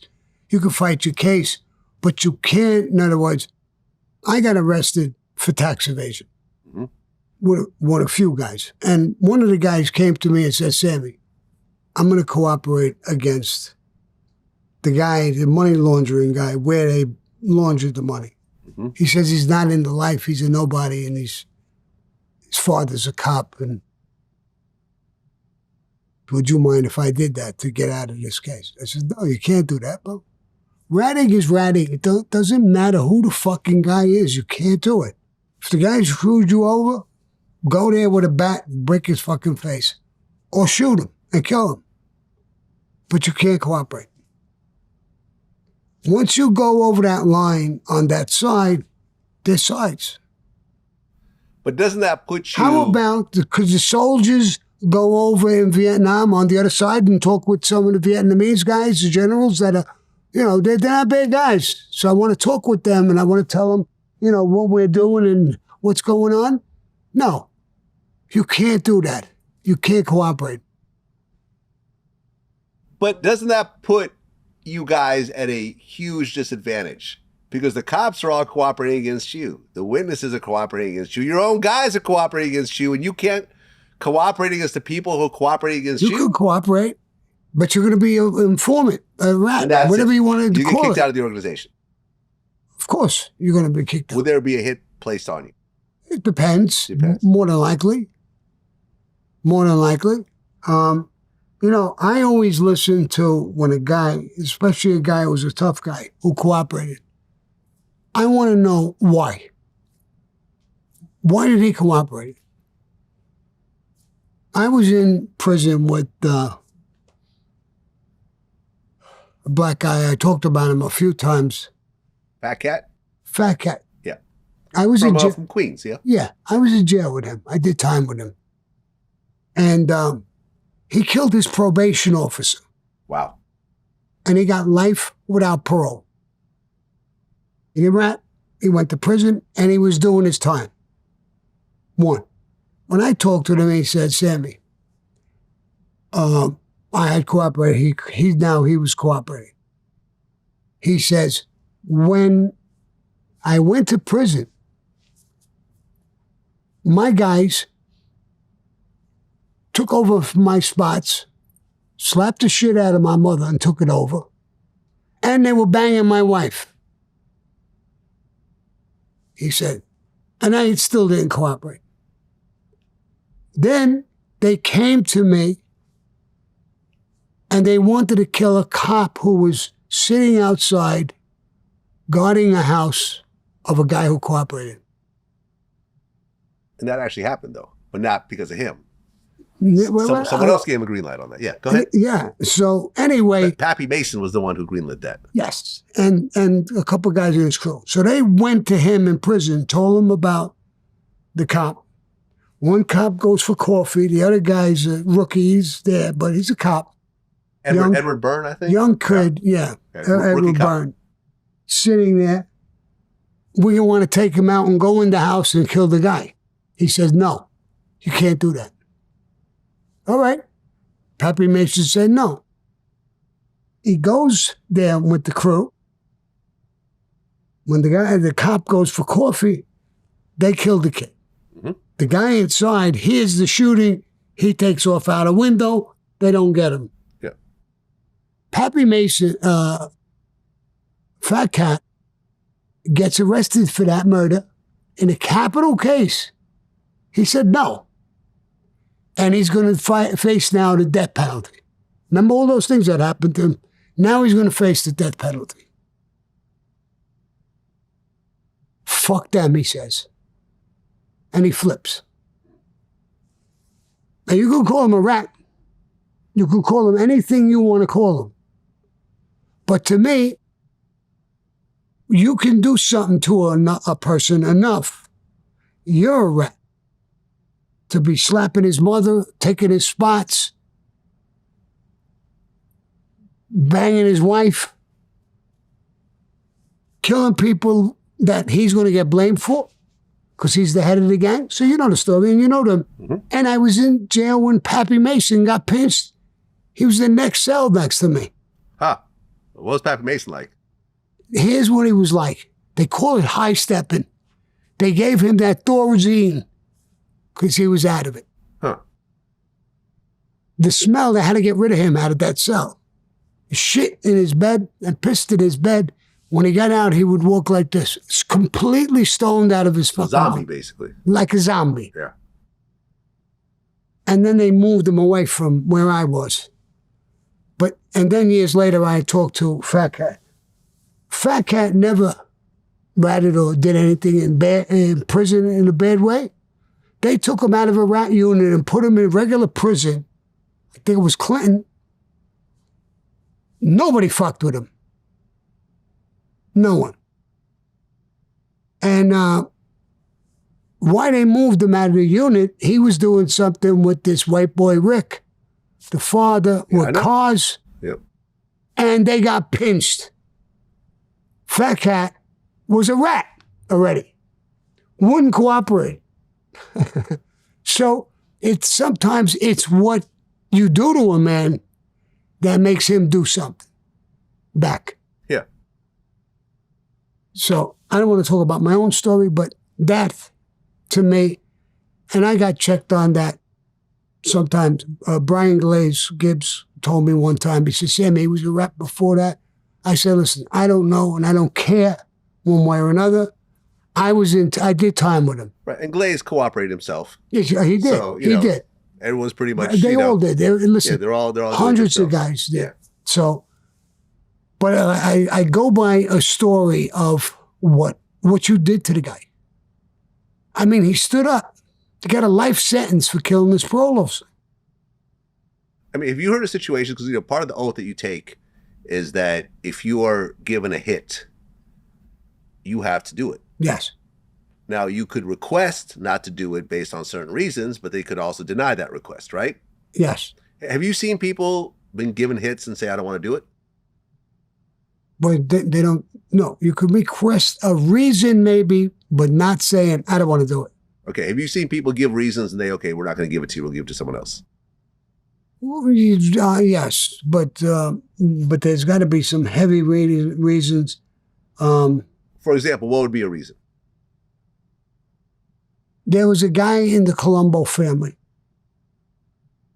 He did work, tough guy. And they went to him and they said, we want you to kill Joe Blow. I don't remember who it was getting killed. Mm-hmm. And he says, I don't do that no more. I became a born-again Christian. But he's still a Mafia member? Yeah. Okay, still a made man. They killed him. They killed him? Of course. They killed him. Why? There's no fucking reason when they give you an order to do it, you do it.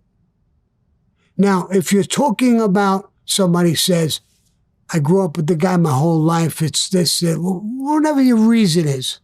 Now, if a boss wants to say, okay, we'll make Joe Blow hit him, then you're not saying no. You're asking, like you said, and they might grant that. They might. But usually, when they do a hit, they're going to use a guy who's around you to make the hit easier. Either you're bringing the guy in, you know me. They want to hit me. Vlad, do me a favor, bro. Not do me a favor. You're in the mob. Bring Sammy in. Do an interview. Pay him for the interview. He's going to come here. I'm going to walk through that door. I'm going to sit here. Boom, boom, boom. Somebody's going to come out from that curtain. I'm going to get shot. Right. Oh. And you may say, I like Sammy a lot. I did business. I really like him a lot. Doesn't matter. That's fucking why we're using you. All right. He'll trust you. All right. But what if, for example, like, in Alto Nights, the way it starts out was there was a hit on Frank Costello and they shot him in the head, but he survives. Yeah. And then there was a whole scene afterwards. You didn't see it, so I'll just fill you in. Yeah. They were basically yelling at the hitman, like, what's wrong with you? They're like, why didn't you finish the job? He's like, I shot him in the head. I thought he was dead. Like, no, you got to shoot him like 5 more times. Like, you're an idiot. Whatever. Like, you know who shot him? Who? Chin Gigante. Oh, Chin. But he didn't kill him. No, he shot him in the head, probably left him for dead. Listen, I would imagine when you get it in the head, a good hit, a headshot, you go. Yeah. You die. Because you got to run out of there. You're not trying to get caught. Well, I mean, but you take it for granted he's dead. Right. There's again, I'm going to use me for an example. You're going to shoot me in the head, I'm going to flop on the floor. There's no reason for you to shoot me 5 more times. Maybe those other 5 shots, neighbors will say, well, what the fuck is that? 1 shot, and you'll get away with it. Why would you want to shoot me 5 more times? You could. Maybe if you hate me, if you want to. But if it's not necessary, why would you pump out another 5 shots? Boom, boom, boom, boom. Why would you keep doing it? Yeah. Are you dying to get pinched? So Chin Gigante was a man's man, a tough guy, you know that. Well, yeah, he became a boss afterwards. He became a boss. Right. So clearly they didn't, they didn't feel too badly about it. No, he hit him in the fucking head. He thought he died. He walked away from the hit, and he survived. And the best part is after he survived, he didn't cooperate. No, he didn't. That's why Chin never got He said, I don't know who pinched. did it. Yeah. Yeah, and he quit and left the mob.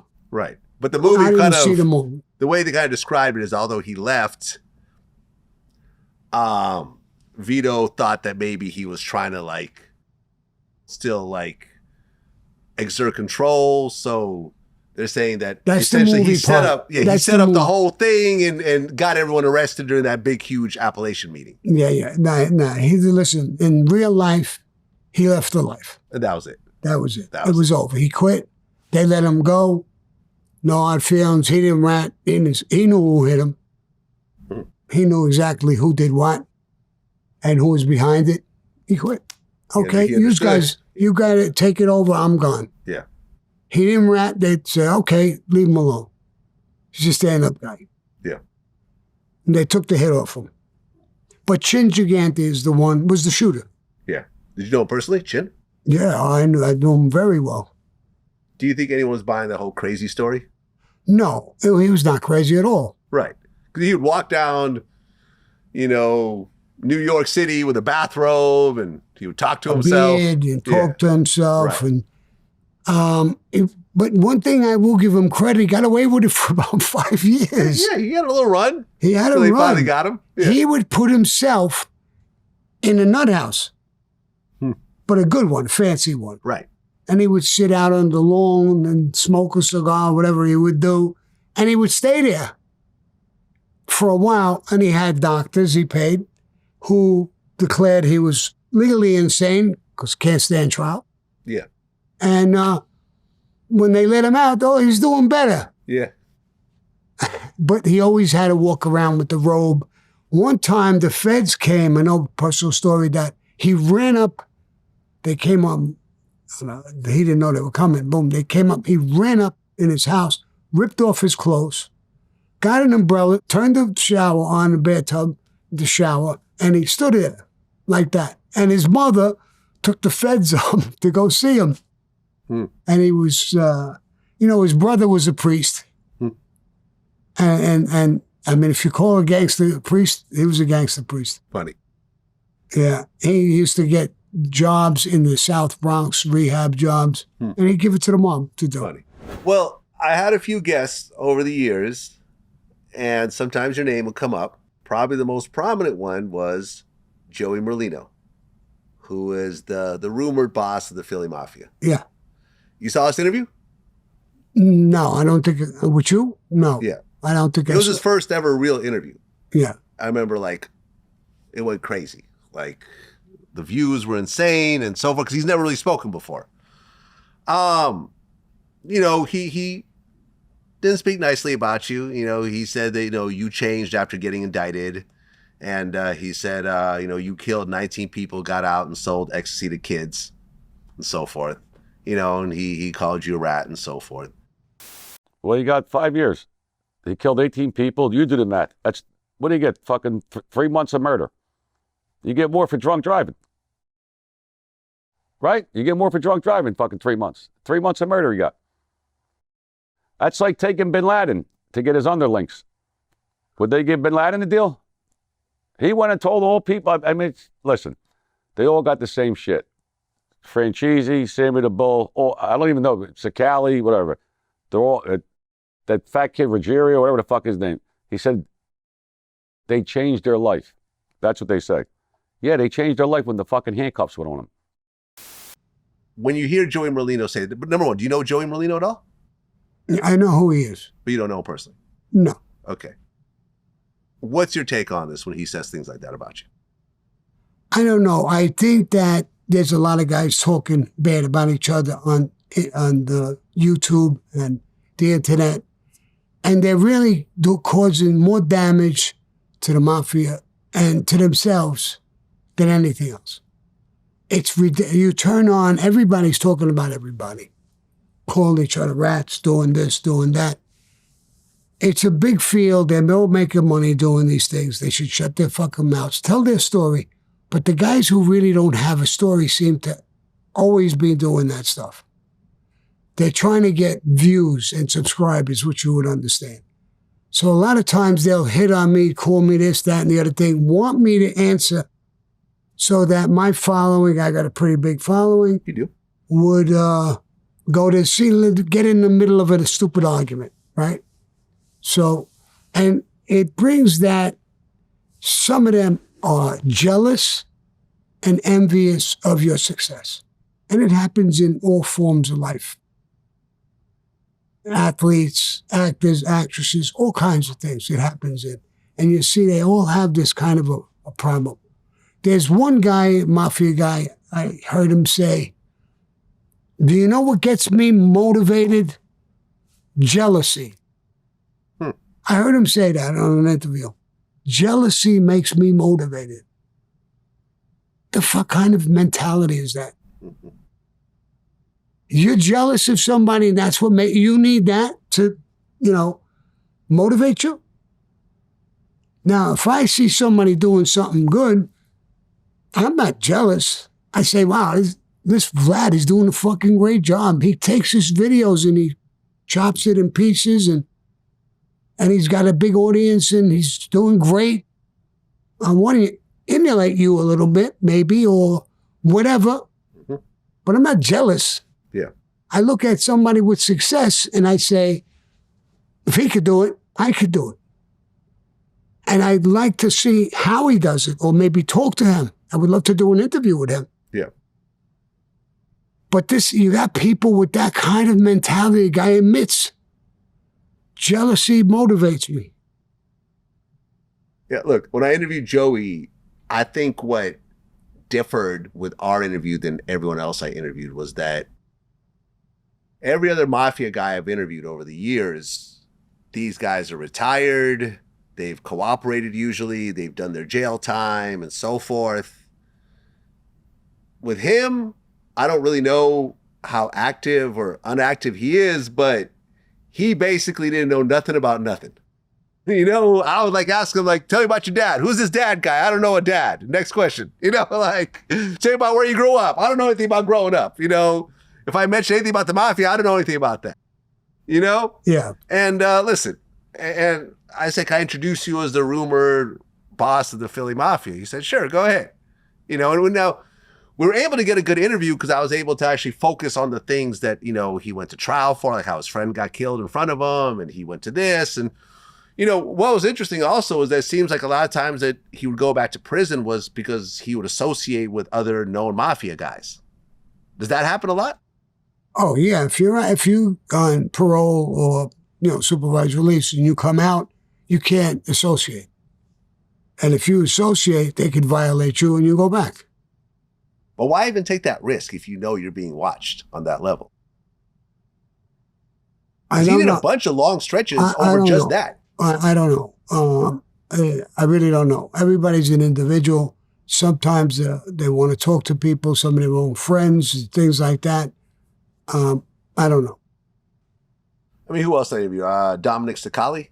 Mm. You know about him? A little bit. Yeah. You know, he spoke about you. John Shea. He was from the Irish mob. He worked under Whitey Bulger at one point. I didn't know. You know, he never cooperated, and he, you know, when we talked about, you know, he said, oh, you know, everyone's got an excuse for everything. You know. When my name's mentioned in Boston, Red Shea, you know what they know what comes behind that? Solid guy. Solid guy. But yet, if you mentioned a rat's name, you know what comes behind their name? A rat. A rat. Just like a lot of guys you had on. Sammy the Bull. No good. They got an excuse for everything. All right. Johnny Mitchell, he spoke about you as well. He dissed you and called you broke. So there's no shortage of people talking about you.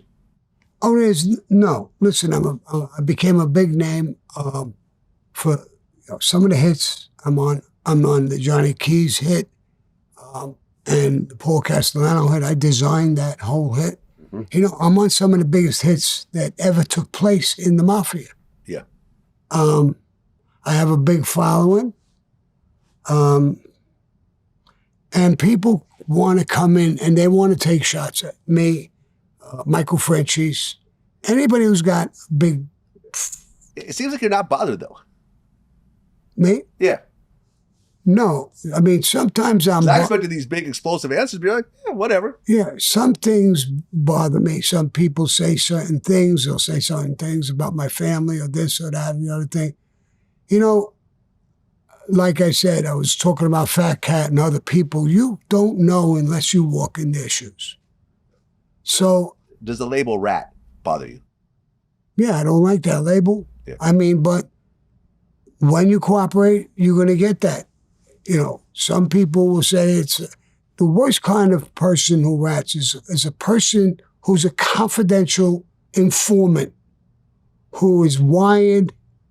Nobody knows he's a rat, and he's walking around talking to people, and he's fucking up people's lives all over the place. He'll come into your house, talk to you and your family, and there's a car parked somewhere monitoring that.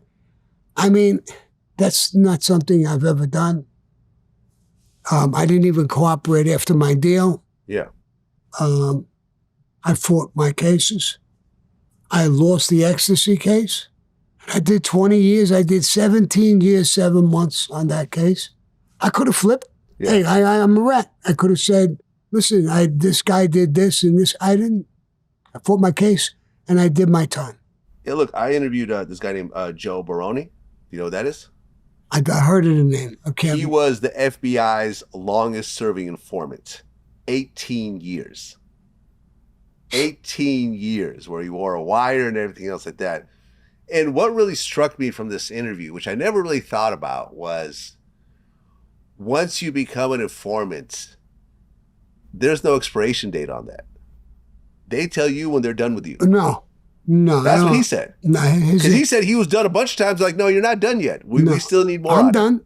I haven't testified. No. But you were not a informant. Oh, a confidential. You cooperated. A confidential informant. Oh, yeah. Someone who wears a wire. Yes. And goes out and gets information. Yes, he's got it. That's what I'm saying. For life. You yes. were never that. No, you never wore a wire. I never wore a wire. Right. In What my I'm life. saying is that once you become an informant, that's a ride you can't get off of. No, and that's like Michael Franchise's brother. Yeah. That he buried his own father. Well, I mean, he didn't bury him. He got out and lived. When I meant buried him at 93 years old or 95, you putting your father back in prison? No, it's horrible. I don't think it gets any worse than that. It's pretty bad. It's pretty bad. I mean, I don't think it gets any worse than that. Well, when I interviewed Michael Franzese last time, what he brought to my attention was that on your website or YouTube channel, you're selling Sammy 19 t-shirts, which the 19 stands for the 19 murders. No, it didn't. It was about. Sammy, come on. I wasn't. It was. Okay. I stopped selling that because I got a little static with that, and I agree with it. It was someone in my family, something on his license plate, thought it was a good idea, and I said, go ahead, make the shirts, and we made them, and we sold them. But it came back in a fucked up way. He's promoting his 19 murders. I mean, doesn't it sound like it when you see Sammy and 19 on the same line? Yes, that's why I said stop. Stop selling those T-shirts. I mean, it doesn't matter.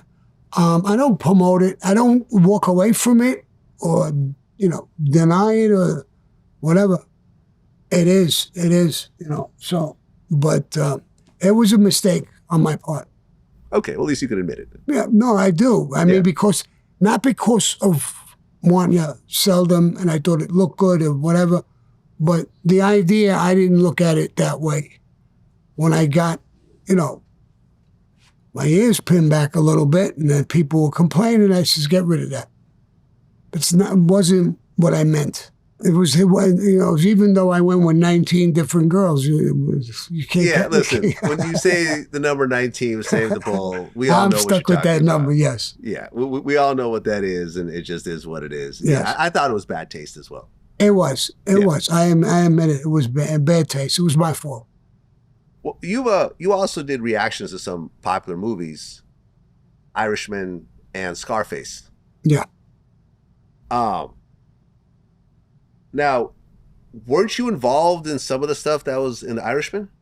Okay, so the Colombo War, the Colombo and Gallo War that The Irishman was sort of set around, you were a low-level associate during that war. Yes. You weren't like a captain or a I wasn't underboss. even made. I was with the Colombo family. Right. I was an associate. You were an associate. Yeah. It means that you were with them. Yes.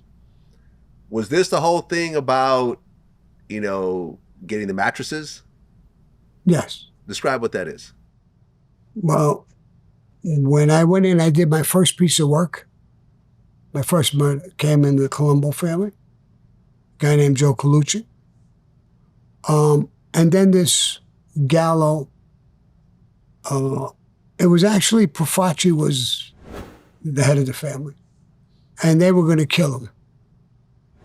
And the Gallows and Carmine Persico and Joe Colombo, all of them were plotting to kill Profaci. Profaci went to prison. I think he died.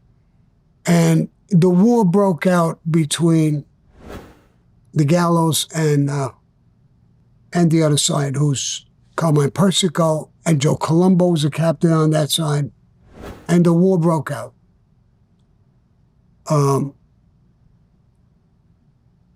Part of the war stopped when a whole bunch of them got pinched. And they decided to put somebody in charge of the family. Carlo Gambino was very friendly with Joe Colombo. They decided to put Joe Colombo in as the family. The reason that the Gallows approved it is because while the war was on, they snatched him one day, put him in the basement, and were going to kill him. They liked the way he carried himself.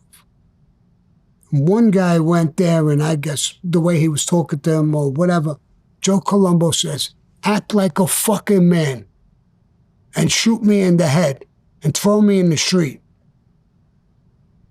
You're acting like a fucking pussy. Larry Gallo, I think it was, said, let him go. I don't want to kill him. Let him go. They let him go. Now he was being proposed to become the boss on Carlo Gambino's strength. And Larry Gallo, again, said, I like the way he carried himself when we had him. He'll never forget we let him go. I think he's the good guy to be the boss. Well, Frank Sheeran was depicted as killing Joey Gallo, but that didn't happen. No. So who killed Joey Gallo? Joey Gallo was killed in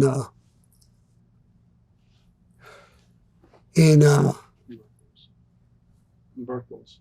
Yeah, in Brooklyn, no, it was in New York, in the Lobster House or Steakhouse or whatever the fuck it was, Clam Bar. He went with his family and he went in there, they shot him, he staggered out into the street. Guys, Matty the Horse owned that club, restaurant. Didn't he allow that hit to happen? He did. They called him up, they were in the club, they said, hey, Joe Gallow was in there with his family, just walked in. What is it, Umberto's? Yeah, Alberto's. Umberto's Clam House. Umberto's Clam House. And they were in a club. And they said, well, we can't go in that fucking joint. Matty the Horse owns it. Can't just do that. One of the guys got in touch with Matty the Horse and they said, listen, there's a war going on. He's in your joint. Could we hit him? He said, go ahead. He said, go ahead. Do what you got to do. They went in. They shot him in front of his family. They shot his bodyguard, I think. Yeah. And he staggered out into the street and another guy shot him again and killed him. But when that war really blew up is when they all went to jail, Larry Gallow and Joe Gallo. Larry Gallo died. Joe Gallo, when he came back out, Joe Colombo called him in and said, I'm going to stop the war and I'm going to give you XYZ. And he said, no, you're not going to give me XYZ. I want more. And that's when the war broke out. And I was a nobody with the Colombos with Carmine Persico. One day I was called in by Shorty Spiro, one of the guys with Carmine Persico, and he said, Sammy, you're not working, right? No. You got a girlfriend? Yeah. Get rid of her. And come, bring your clothes, and you're going to hit the mattresses with us. Back then I was a young guy, and hit the mattress. What are you talking about? What do you mean? You're going to live with us 24 hours a day, 7 days a week. You don't need money. Forget about people who owe you money. Forget about everything. Just we're going to kill the Gallows. We're a pack of wolves. We're going to kill them. And they're a pack of wolves, and they're going to kill us. You mean I can't go with my girlfriend? I can't do nothing? He said, Sammy, they're watching us. Once they see you with us, when you go with your girlfriend, you're going to go bang her, right? Sooner or later, they're going to be laying on that house. You're going to come out nice and happy, and you're going to walk out, and you're going to get killed. Yeah. At one time, they wanted to use me to shoot Joe Gallo because he was going to a fancy hotel in New York, had a doorman, the whole thing. He was going out with actresses. And they said, Sammy, he don't know who the fuck you are. It was the Beatles there, had long hair. Mess your fucking hair up, wear a psychedelic T-shirt, ripped jeans, lay on a car, spit coming out of your mouth like you're drooling, like you're stoned out of your mind, and you're going to have a fucking gun. When he pulls up, the door guy's going to walk up to him, pull the fucking gun out and shoot him. We'll be on the next block. We'll have your back. They know us. He sees us, he'll never pull up. I said, all right, I did that. The car pulled up, door opened up, he came out, beautiful, beautiful blonde woman, white mink coat and every fucking thing. I say to myself, and I'm drooling, I'm doing the whole bit. The door guy told me, hey, get the fuck out of here one time. And I'm going for my gun. He starts walking. The door guy's coming over. I'm thinking, I don't want to hit this fucking woman. I want to push her out of my way and hit him. And a couple of cars pull up. It was cold. They had long coats. Guys, 3-4 guys with every car. 3 cars, 3-4 guys in each car got out. And I saw barrels. They either had shotguns or rifles. I saw long, and they were looking all over the place. They were his guys. So I thought, as he was walking towards the door, if I pull this fucking gun out and I shoot him, you're dead. I'm dead. Yeah. I can never survive this. I didn't do it. And I was actually scared. As a kid, I said, when I go back, they're on the other corner. They're going to say, you were told to do this, you didn't do it. And I'm going to be in ton of trouble. But instead, when I got up to the corner, it came over, hey, Sammy, they grabbed me, hugged me, kissed me. I said, what did I do? He says, if you would have shot him, we would have been laughing that you had to be out of your fucking mind. But it shows us we know you can kill. You killed for us. But it shows you got a fucking brain and you could think. We like that. Come on, let it back to the house. And but later on, he got caught in Umberto's. Yeah. Did you know Roy DeMeo? Of course I know him. Okay, so Roy is allegedly responsible for up to 200 murders. Do you believe that? Yes. Yeah. 200 murders. Yes. 10 times what you're responsible for. Yes. And he actually told me once that he killed 200 people. He admitted this to you. Yeah. I was in the club. Well, we all knew what the fuck he was. He was turning into a fucking serial killer. He was a serial killer. Yeah, but he did not in the beginning, but he turned into a serial killer. His guy, the bartender, was his uncle. You're talking about at the... Yeah. At the Gemini Club? No, the bar on the corner. Yeah, the Gemini Club. Yeah. But the bar, Dracula, his uncle's name, and he was in the bar. His uncle's name was Dracula. They called him Dracula. Well, because after they killed...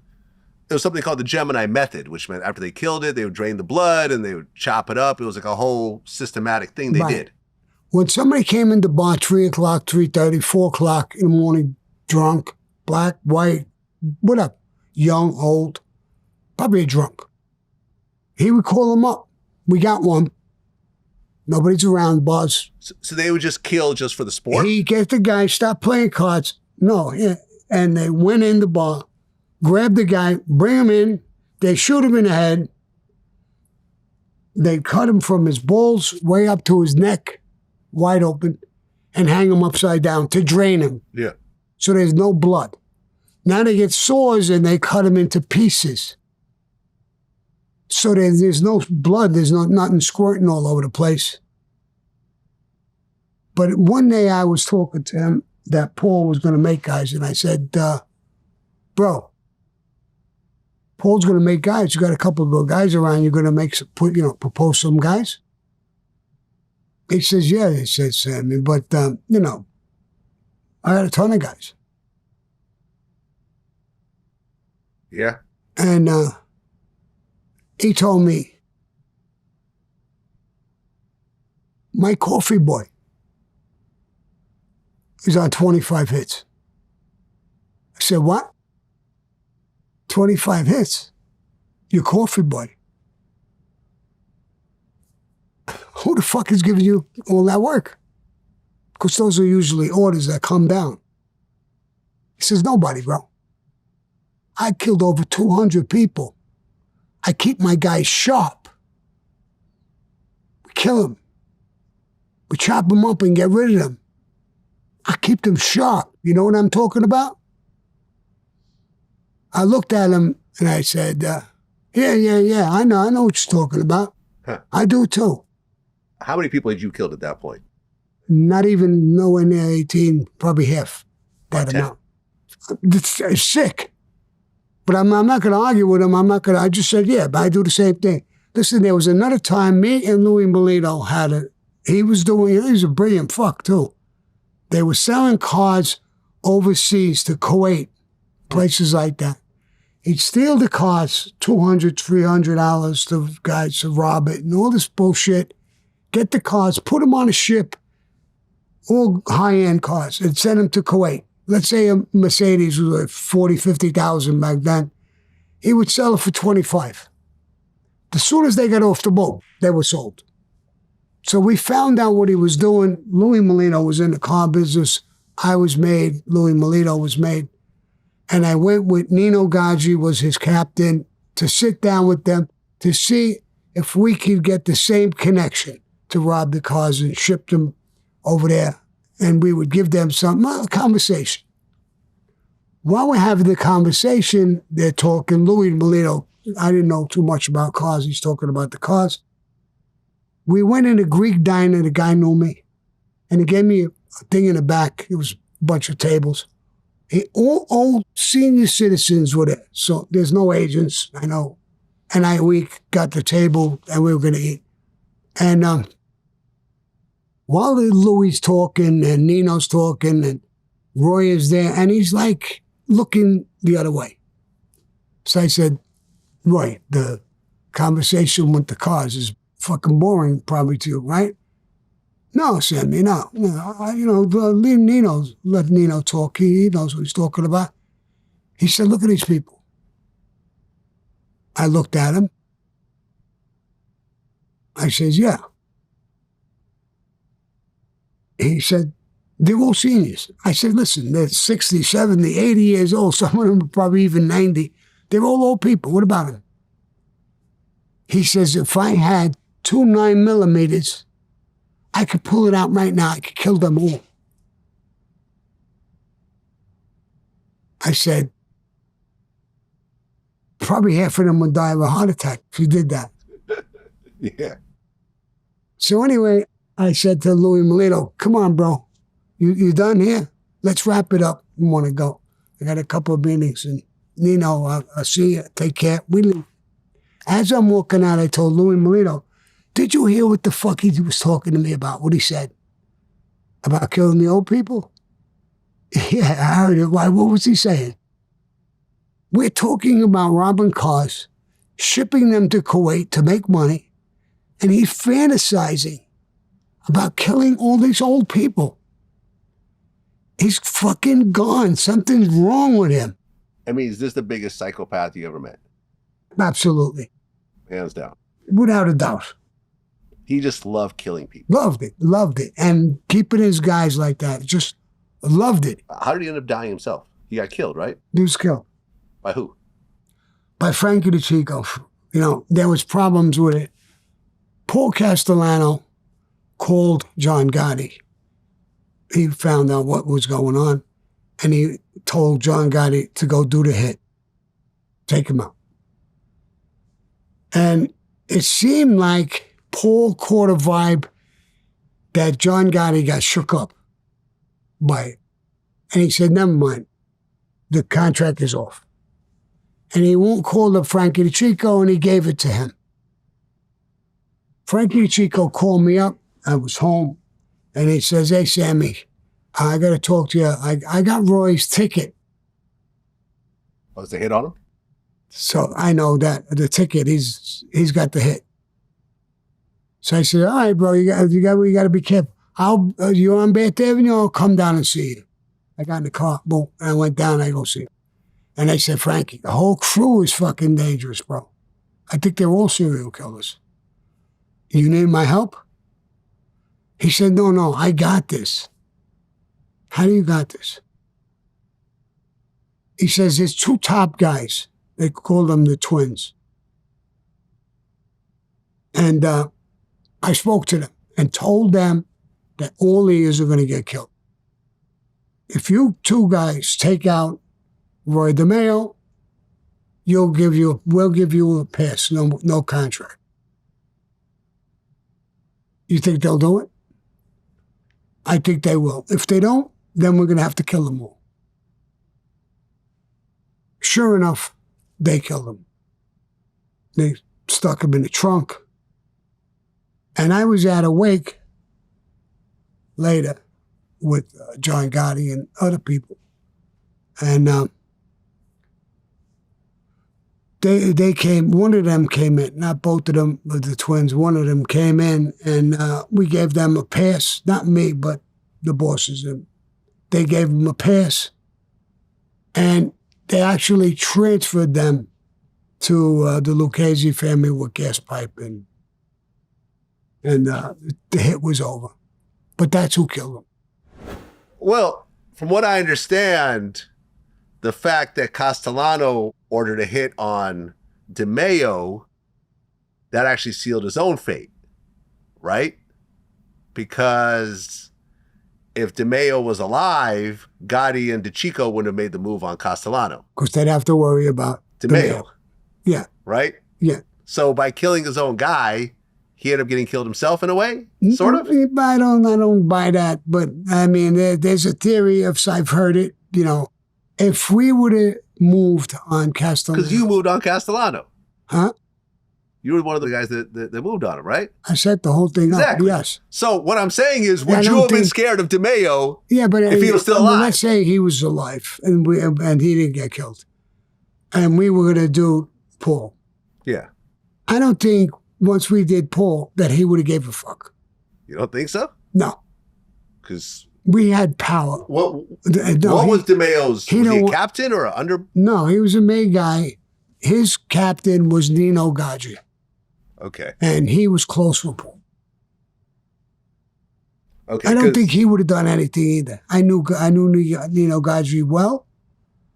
And he was a little on the outs with Paul before this thing even happened to Paul.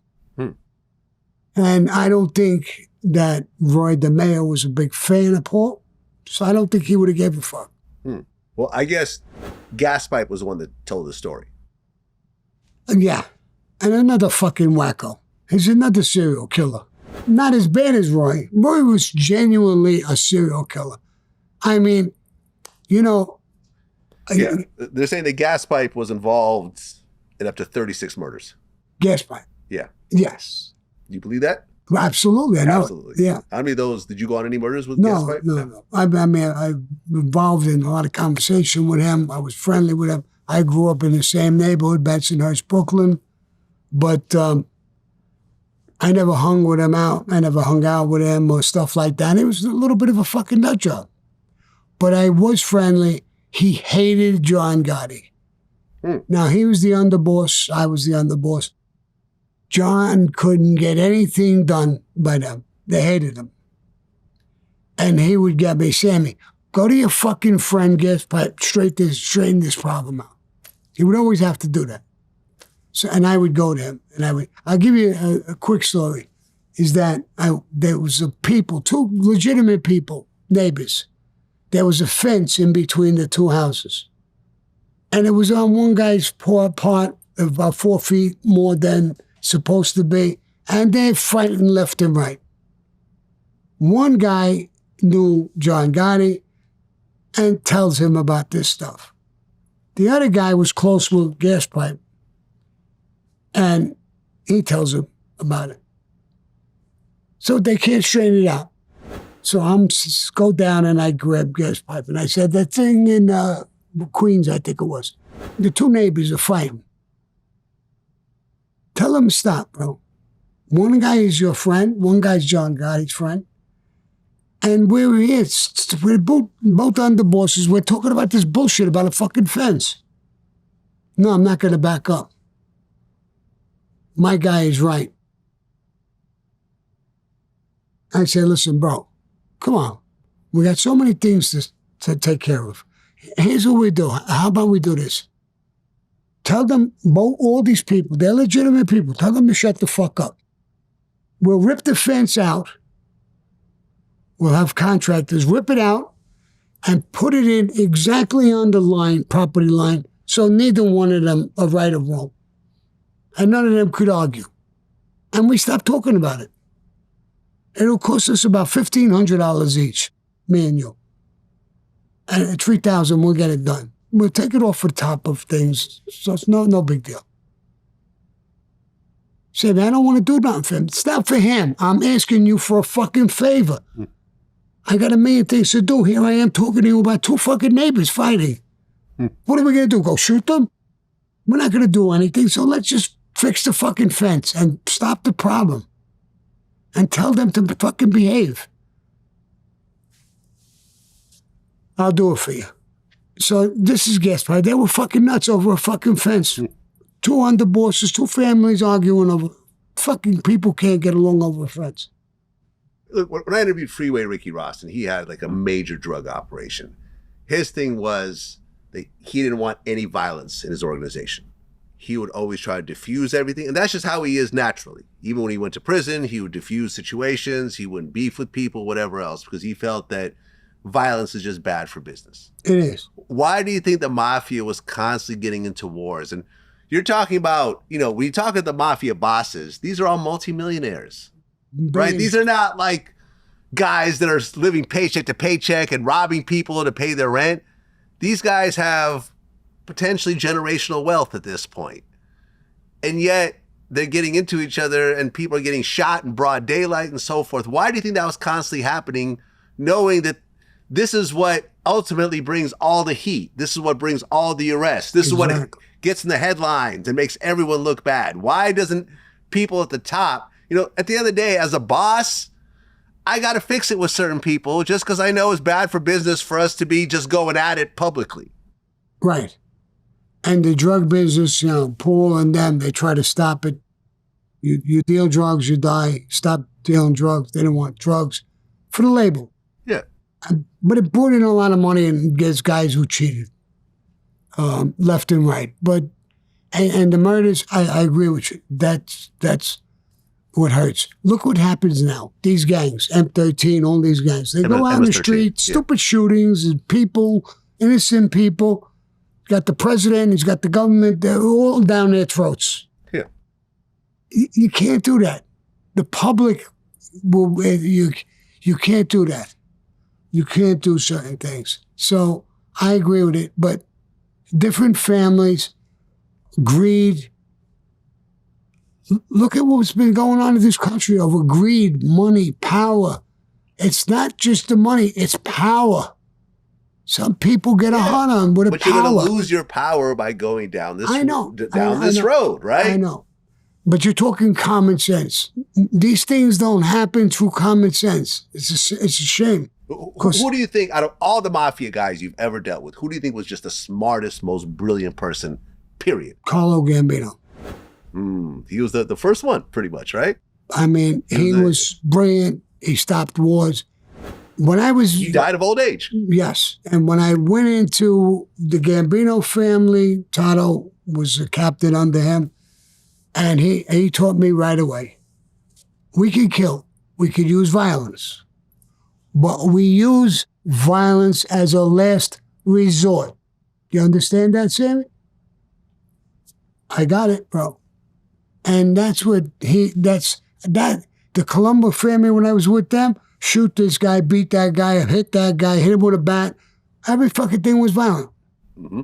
But when I got to the Gambinos, it was about business. It was about solving people's problems.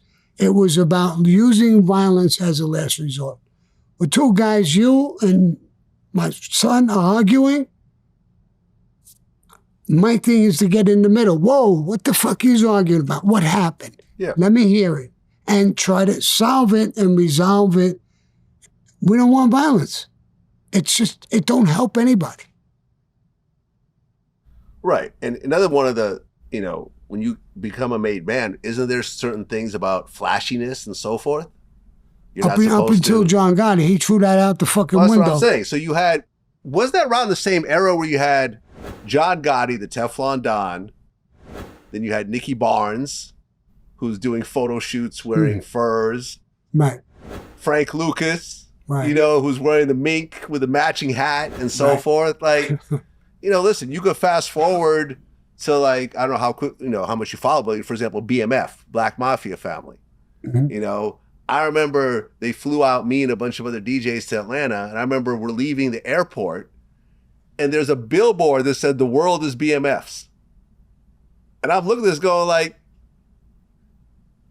as a kid from the suburbs who knows nothing about gangs and drugs, and I'm hanging out with these guys, these are all clearly drug dealers, right? It's obvious. Right. I didn't see them deal any drugs, but clearly they're pulling up in 10 Ferraris and, it's like everyone's got Cristal bottles. They're throwing out 100,000 in the club. They have a record label that hasn't sold a single copy yet. Clearly these are drug dealers, but they have a goddamn billboard in Atlanta telling the feds, the world is ours, Well, you're going to, they don't realize you're going to go. You just plastered a bullseye on your back with the government, with the whole media, with everybody. Did you ever tell John Gotti, listen, you got to just chill? 100 times. And he just ignored you? Ignored me. The public loves me. That's what he said? Yeah, the public loves me. Over and over again. I mean, he would even do You're in a secret organization, and you said the public loves me. Right. That's insane. Yeah, and he would tell me, I'm going to show you how to beat cases. Yeah, I was rigging them. Right, I was threatening people, bribing them, and you're going to tell me how to beat cases. I'm the guy, I'm the reason you're walking around. But I didn't say that to him, but I told him, John, it's the newspaper articles, all this shit, it's going to kill you. It's going to kill us all. We can't take this kind of heat. There's guys in other families, fuck them. All right, you're the boss. You can't argue with the boss. Oh, look, you're not a made guy anymore, right? You've retired. Yeah. But do you know, let me tell you something about this. Right. Because I know you deal with a lot of different people. Mm-hmm. When you're made, it's a blood oath. You're in for life. Right, but once you cooperate, you're no longer in. You're in. Your name is in. You're always a made guy. They can't take that away from you. Really? Cannot be taken away. You can't be unmade. No. Really? You can't be unmade. You could be put on the shelf. You could be put on the side. You could be killed. But you can't be, and you could come down like you're not the underboss no more. You could come down to captain or made guy. But you can't become unmade. But what does that even mean anymore? I mean, once you cooperate... that was the old rule and the old law. Right. And that's what I, look at. I understand that, but once you cooperate... Okay, so for example, like a made man, one of the rules is you can't fight. Okay, if you're a made man, you can't fight another made man, right? Right. But once you cooperate and a made you guy... lose all of those... Right, exactly. You lose all the privileges. All those perks. Yeah, so okay, technically you're a made man, but for all intents and purposes, you're not. Right. Which is fine. At the end of the day, who cares? Yeah. I'm happy I'm out of it. Yeah. I mean, but my point is, okay, you're no longer associated, you're no longer a made man, whatever else. You're no longer active in the Mafia, obviously. Is the Mafia still around? Yes. In 2025? Are all 5 families still in existence? Yeah. Every last one of them? Yes. Okay. It's almost like the Gowanus Club now. It's almost like a men's club. Okay. They don't kill. You don't see no more murders. They don't do a lot of things that it exists. It's almost, they help each other. They give a little respect. They don't kill. They don't do shit. So what are they doing to make money these days? They own bakeries. They own fucking restaurants.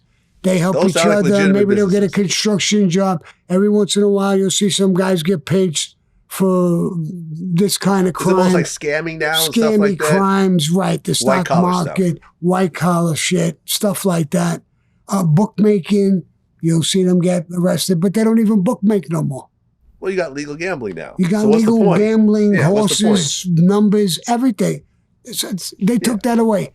The unions, they took all the unions away from them. Casinos. Those aren't owned by the mob anymore. None of that shit happens anymore.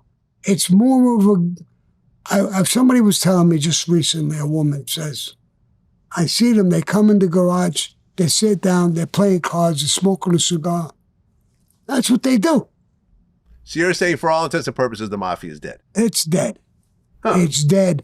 If you look at it, anything like any year from, not just from my life, but way back from when it came to America, there's nothing like it. It's just nothing like it. So if you look at all the various criminal organizations, the cartels, MS-13, the Crips, the Bloods, the Gangster Disciples, Black Disciples, who do you think is the closest organization that's similar to what the Mafia was during your day? I don't know. The Democratic Party. Yeah. Who? My son said the Democratic Party. The Democratic Party is close to the Mafia? I mean, that's what you really have today, is political crimes in the country. I really don't know, because I really don't get involved with any of that stuff for a long, long time. I don't know how they're conducting themselves. I know one thing that, not kill, what the Mafia is doing now, not killing people. Years ago, they would put 10, 12, 15, 18, 20 agents per squad. A squad, those agents, they lived their life, nothing but going after the Gambino family. Everything. 20 of them. And every fucking family had a squad. Now, they're down to 2 and 3, if they even have that, because they don't give a shit. They're not killing, they're not doing nothing. Who cares? So now they're on those gangs, street gangs, M13, all those gangs you're talking about. They're taking the heat. So they're really doing the smart thing. They're not going away in droves. And with little bullshit you get caught with, so maybe facing 4 or 5 years, 6 years. Not life without parole. They're going to have less informants. Right now, the streets are full of fucking cameras. Everybody's got a phone. And they have a lot of people in their ranks.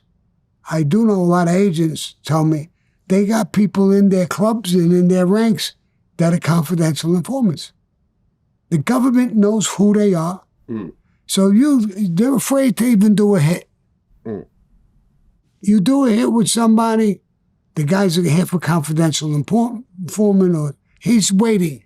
As soon as he gets pinched for something, another drugs or something, hey, I can tell you about this murder. Boom. He's all in trouble. He gets out. So that nobody wants to do nothing. And you can't blame them. I think it's not that they're not tough, but it's a different era. It's a different time. Well, we actually have your son here today. Yeah. Let's bring him on. All right. So in a little turn of events here, Sammy, you actually brought your son, who I've been talking to the whole time. We're the one that's my that son. sets everything up. Yeah, you're the one who's been setting up all the interviews. You actually showed up today. So let me ask you a question. Growing up, do you have any idea who your dad was? No. Listen, I was young when all this was going on. I lived a very normal family life. I always thought my father was in construction because he owned the concrete companies. Technically, yeah. So no, I didn't really even know. It was normal. All my friends, their father, it was just the area, everything that was pretty, I never knew. He was home at 5 o'clock almost every day for dinner. He would usually wake up in the morning, get ready, go to the gym. He'd work out, shower, go to the office. 4 or 5 o'clock, he would leave, be home by 5:30, and we always sat down as a family at 5:30. I would say the majority of times, my memory growing up was we always had dinner as a family home. After that, he would get dressed and then go into Manhattan, but it was very normal growing up for me. Was there any violence in the home? No. In terms of, when you get out of line, did he ever hit you? No. Was there fights with your mom? No, never raised a hand to me. Never, ever raised a hand to me. My mother never raised a hand to me. Maybe that's why I was so bad. Maybe I should have got a good ass whooping every once in a blue moon. I was bad in school. I was dyslexic growing up, and maybe my mother hid some of the things I was getting into from my father, so he didn't know a lot of the stuff I was getting into in school and everything else. But my mother always kind of sheltered me, but I don't think I would have he wouldn't have done anything, really. I don't think. Well, but then at one point, your dad gets arrested. Did you know the whole Sammy the Bull name before the arrest? No. The nickname? No? Okay. But at one point, now he's arrested. He's tied to John Gotti. And now he's being charged with all these murders.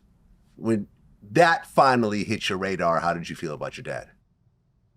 Listen, I think at that age, I used these defense... How old were you at the time?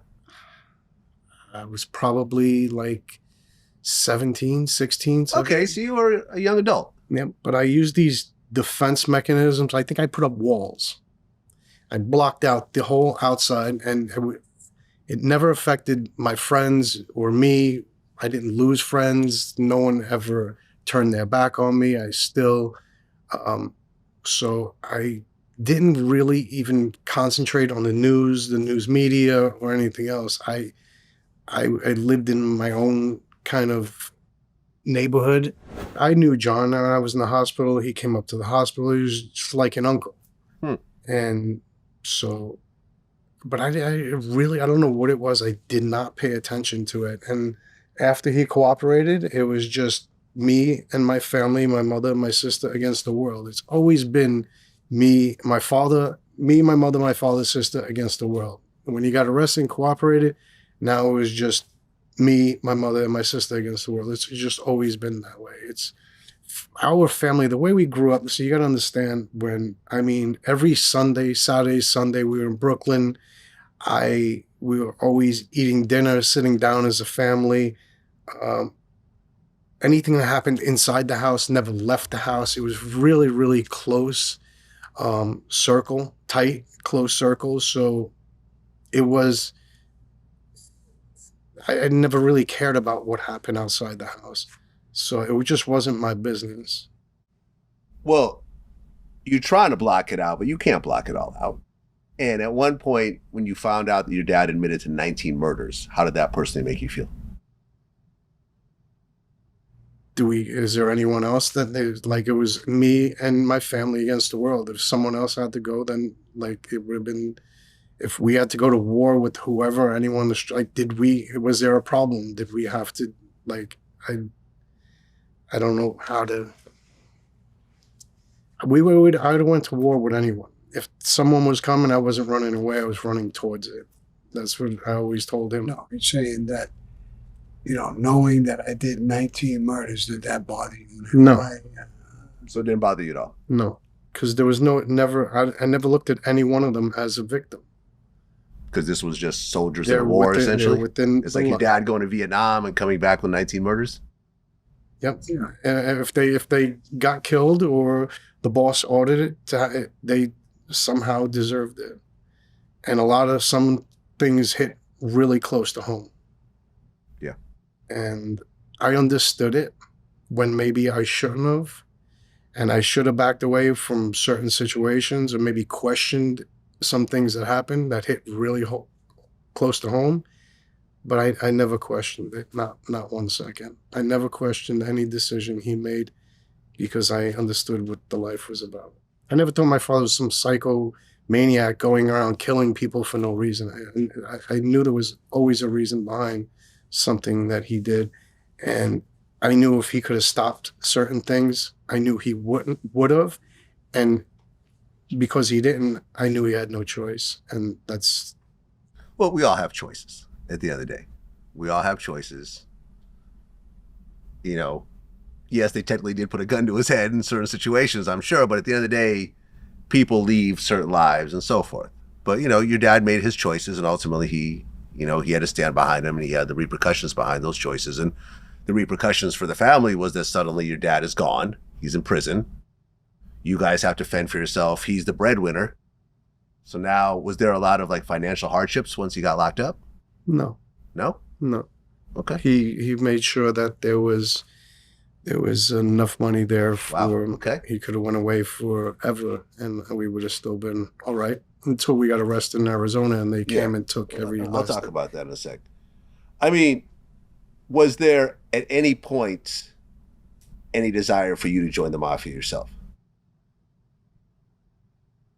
Yeah. Yeah? Yeah. Well, not really the Mafia.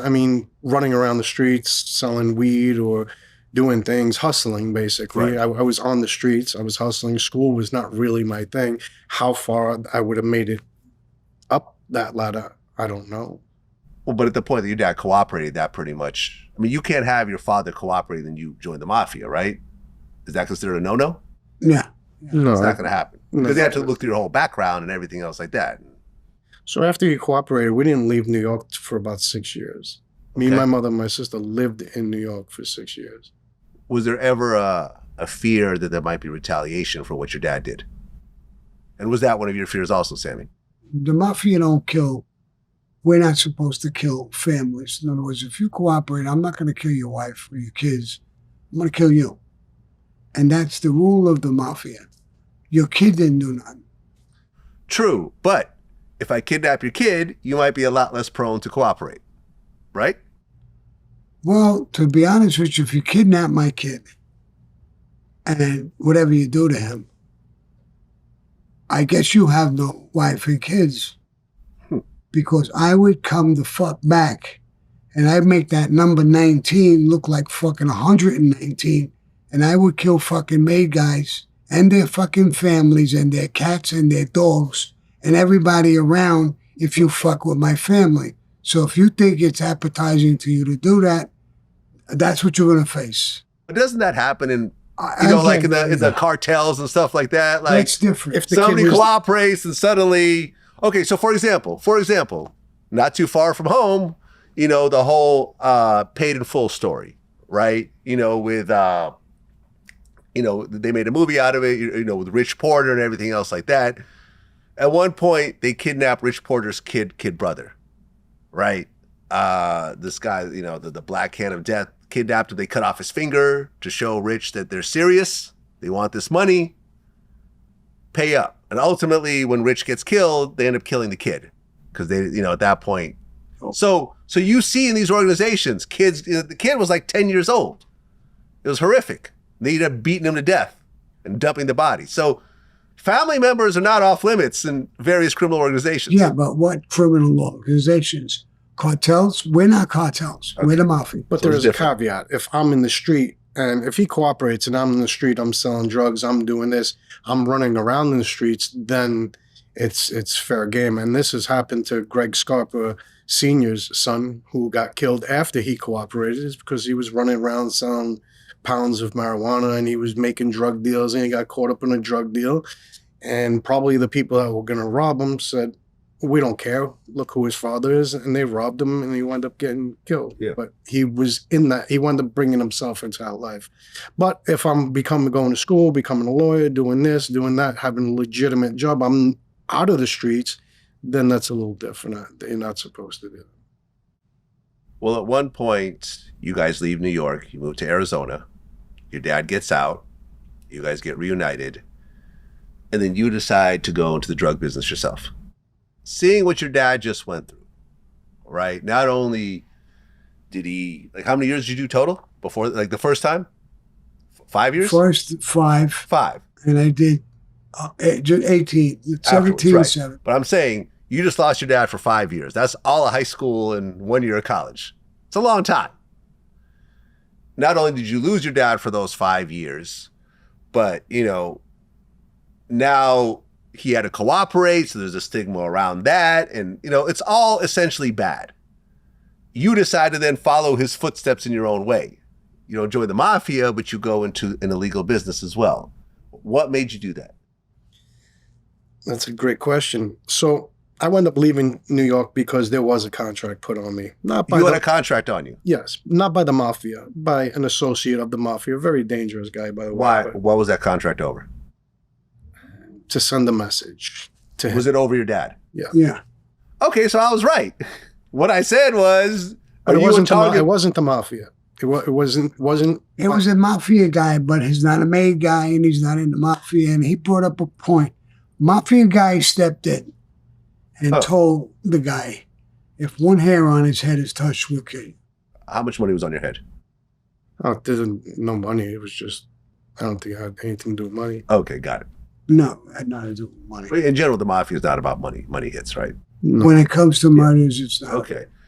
So you left because they hit on you? Yep. Well, I didn't know. The FBI went to him, who caught this whole thing on wiretap and tape, and which got back to my mother. And we were in, like I said, New York for about 6 years. And sooner or later, something may have bad happened. So it just wasn't a place for us anymore. Did something happen? No, nothing happened. Okay. It was close. I was very, very close. Meaning? I mean, I was there that night. It was supposed to happen. If someone didn't show up that night, when I walked out the front door, it would have happened. You could have gotten killed. Yeah. Okay, so now you're in Arizona, and you decide to start selling ecstasy. So in New York, let me try to explain this the best way I could. I had a ton of friends. I was never in the house. I used to go out. We used to go to clubs, bars, hang out, schoolyards, drink. I knew everyone. So I had a ton of friends. I grew up in a neighborhood where everyone knew everyone. So you take me out of New York. I wound up moving to Arizona with my girlfriend at the time, which kind of helped me because it was, we moved to Arizona. I opened up a bagel shop. So my life was learning how to bake bagels, run a deli, run a business, have a girlfriend, go home. And I spent my time in that. I didn't care about friends. Arizona was like going to Mars compared to where I grew up and was raised. Completely different life. I couldn't really relate to the people out that I was meeting, or it was completely different. So one year, me and my girlfriend break up. She goes back to New York, and I went throughout this whole process. I went to culinary school. We opened up a restaurant. My cousin's boyfriend was from New York. He moved out here. He was more of a partier, so he would go out after he was my partner in the restaurant. After the restaurant was over, he'd go out, party, do coke, meet all these new people. I wasn't doing that yet. I just had a newborn baby with some other girl. So he started meeting all these people and bringing them to the restaurant and making me meet them. Some of them were Italian, some of them were from Long Island. So I started meeting a different type of person, someone I'm used to, someone I feel comfortable with from New York. I'm talking about Mike Papa. He was pre-med school at ASU. He was Italian. He was from Long Island. I could relate to him. I felt like I was meeting people I can relate to on a daily basis. So yeah, I just started meeting these people, going out, and I started partying and hanging out and going to clubs. And he was already selling ecstasy before I met him. So, and yes, I was mad. I was rebelling. I was mad literally that this whole thing happened. Moved from New York, and I was just doing my own thing. I was coming into myself as a man, and I'm going to do what I'm going to do, and no one's going to tell me what to do, type of attitude. So I kind of didn't want to hear anything from anyone anymore. Well, at one point, I mean, according to reports, your operation was selling 30,000 tablets and making $500,000 a week. That's an exaggerated number. Is it? A little bit, yeah. A little bit? On 30,000 pills, you're going to make half. The whole entire investigation was, I think, 6 weeks. That may have happened 2 or 3 weeks. And then one of our connections was here in California, which I think we bought from them once or twice, and then they were shut down. Something happened, a lab blew up, whatever it was. The whole thing, it was like, okay, 1 or 2 weeks was really good, and we were able to get it, and then something happened where we get it, and you can no longer get it. So yeah, the whole thing lasted about 6 weeks. And we may have had 1 or 2 weeks like that, and then the next 2 or 3 weeks, there was zero. So it was just inconsistent. Everything was inconsistent. And if everything was consistent, yeah, then it could have been something different. I mean, at this point, it's all said and done. Everyone's done their time. How much money do you think that this ecstasy ring made in total? Maybe 100,000.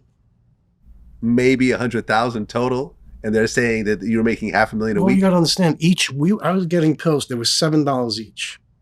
I was only selling them for maybe $8 each. That's it?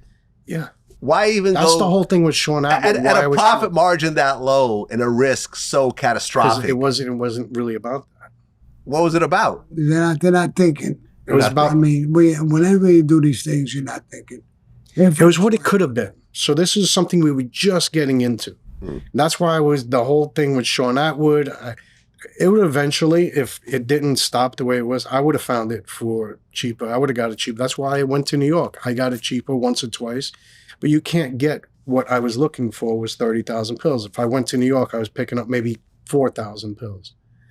And yes, I was getting it cheaper, but no one could. It was just starting to come into the U.S., so it was scarce, and it was not easy to get. It wasn't something that was easy to get. Well, ultimately, everyone gets busted, right? Not only you, your dad, but your mom, right? And your sister. So now the whole family is messed up. And at that point, had you done any prison time at all? No, but I've been arrested a couple of times. But it was just what, little in and out, slap on the wrist? Yeah, pretty so much. Now, and when you first got arrested, how much time were you facing? 40 years. 40 years. And you're how old at the time? 23, 24. Twice your age. And how much time were you facing, Sammy? I copped to 20 years. But how much were you facing before you copped? 5 years until before the feds stepped in. Oh.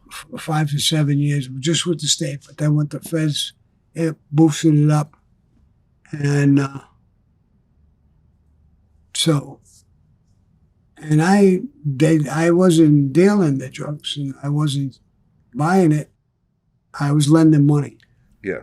So there's a little different thing I had in that situation. But it was time to get even with me anyway. You know, that's the government. When you break, now they were embarrassed that I got pinched again, and they're looking to get even. So they built the sentences up. People make careers Right. out of this whole thing. Because you ended up pleading to 20 years, right? And how much time did you get? 9 and a quarter, 111 months. 9 and a quarter years. 9 years. Mm-hmm. That's what you were sentenced to?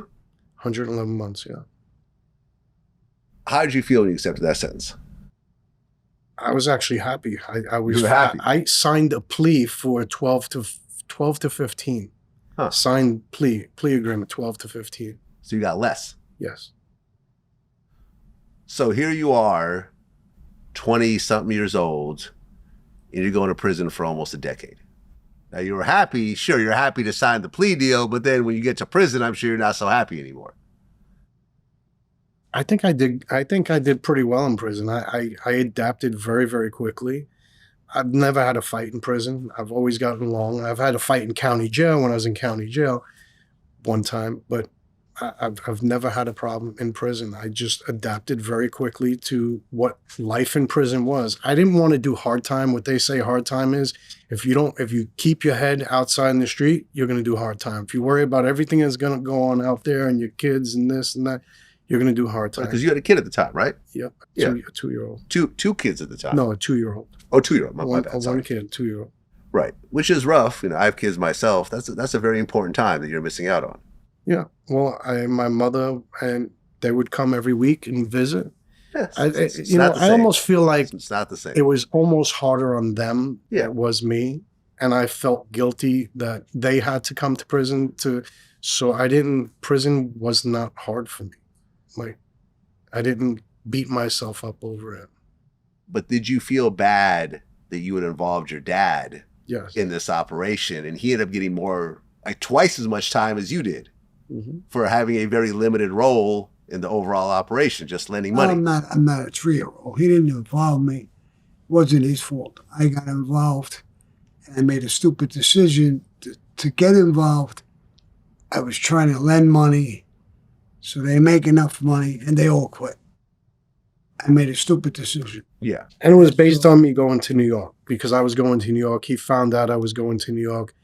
And New York was always going to be a dangerous place for me to go, especially if I'm making drug deals. So his thought was, you're not going to New York. Keep it out here. I'll lend you money once or twice. Get out of whatever debt you're in.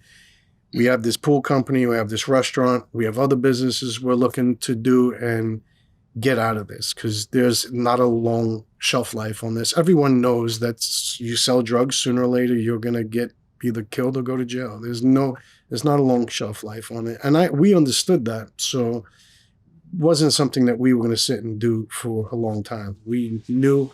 That's why I think it only lasted 6 weeks. When they finally closed the case and came down and arrested us, they caught me on wiretap saying, that's it, I'm done, finished. Like, it's over. And they knew we were done. So they knew they were getting nothing else. Right, because there was 40 people arrested altogether. How many of those 40 did you actually know?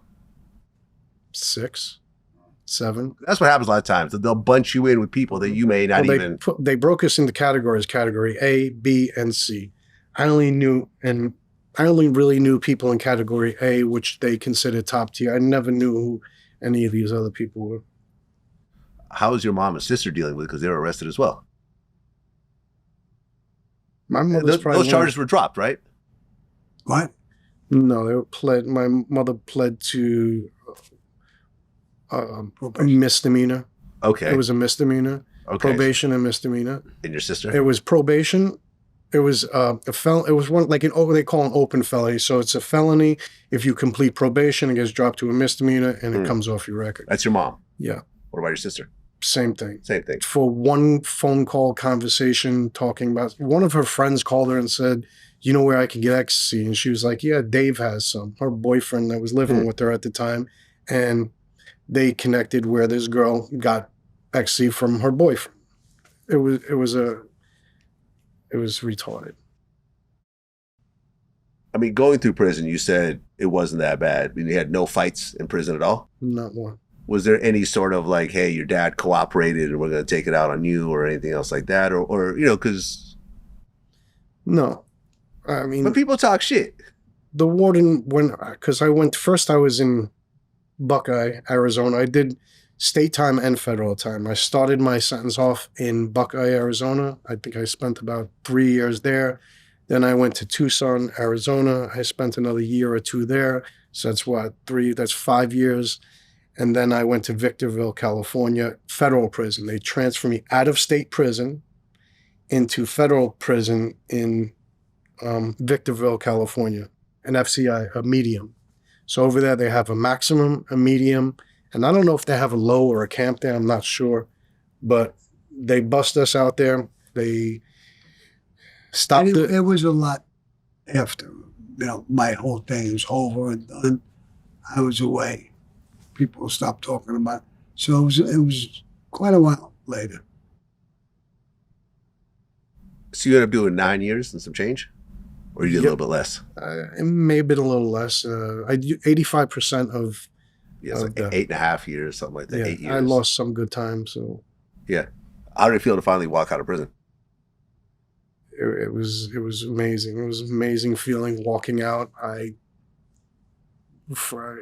went to a halfway house. So in federal, you have to go to a halfway house. I think I went to a halfway house for 2-3 months. You get a job. I started working, got right back into the restaurant industry. I started working at a pizza place. And that's it. Got right back into that. I wind up getting another cafe, a little restaurant into like an office building complex. And then I started working with my father with the podcasts and YouTube channels and everything else. He didn't even know I was setting him up. I went to him one day. I was like, hey, I set you up a Facebook and an Instagram page. He was like, what? What are you talking? What's that? And then before you know it, overnight, he had like, I don't know how many tens of thousands of people. I did it behind his back. I set him up on social media. It was good. Yeah. I mean, it's funny how, you were with John Gotti and you always hated how flashy he was in public, and now you're public. Because he's a legitimate guy. Yeah. Yeah. And I would tell you this. With John Gotti, I mean, if you could look down and if you should have it, he would love to be doing what I'm doing. Sure. This was his mistake. Oh, he'd be a rock star right now on the podcast world. Without Forget about it. He would want to do these things, make movies or sit out there and bullshit, whatever. He would love doing that. Yeah. And that was his biggest mistake. He should have quit the Mafia and tried to become a movie star. A movie star? Yeah, look. Yeah, why not? You can't have it both ways. Yeah. Well, I mean, at one point, Sammy, you became a born-again Christian. Yes. This is something that Michael Franzese went through as well. I mean, he's taking it very seriously to the point of actually going out there and speaking at churches and everything else. You don't really do that, right? I go to church. But you don't speak at churches and you don't try to convert people and so forth. The church in California where I was baptized, I went back and he put me on the stage in the speaking event. But no, I'm not a preacher. I'm not a go out and talk, and I don't convince people what to do, what not to do. Okay, so you believe in God? Sure, I always did. You believe in heaven? I don't know. You don't know. So when you look at the 10 Commandments, one of which is thou shalt not kill, do you feel that you have to ultimately pay for the things that you did that go against the 10 Commandments? Do you feel that you might go to hell or go to purgatory? Or no? Do you think when you'll you're go to heaven? baptized as a born-again Christian, Jesus has forgiven you for your sins. Okay. So I don't think that you're going to That's go the to hell. workaround. You know, if you believe in God and you believe in the whole thing, and I do believe in it, I just don't. And then I'm not even sure where you go when you die. I mean, I don't you know, either. I'm not there's so religious. many theories and so many different religions that think differently. I'm not fanatic here about nothing. Yeah. I believe in it. I don't do crimes. I don't do murders. I don't do anything like that. And I run a pretty tight shit in what I do, entertainment business, and Whatever makes you a better person at the end of the day. Where do you think Roy DeMeo went after he died? Where do you think Roy DeMeo went after he died? Well, if there is a hell, he probably is in charge. He's probably in charge. Yeah. Him and Satan are hanging out right now? Well, without a doubt. Without a doubt. Without a doubt. So if I went there, I would say, "Hey, Roy, what are you doing, bro? You want to sell some cars?" When you're knee deep in the whole ecstasy thing, and, you know, we've interviewed Sean Atwood. Yeah, we've interviewed him before. I mean, did things get violent at certain points?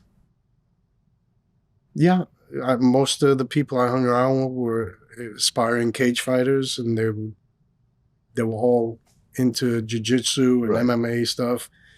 So they were all really tough kids, and we would wind there. It was almost like New York. Every bar we went, after a couple of drinks start flowing, who's fighting, who's getting choked out, but not over drugs.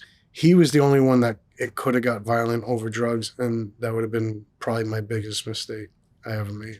And I was trying to prove something that someone or something I'm really not at the end of the day.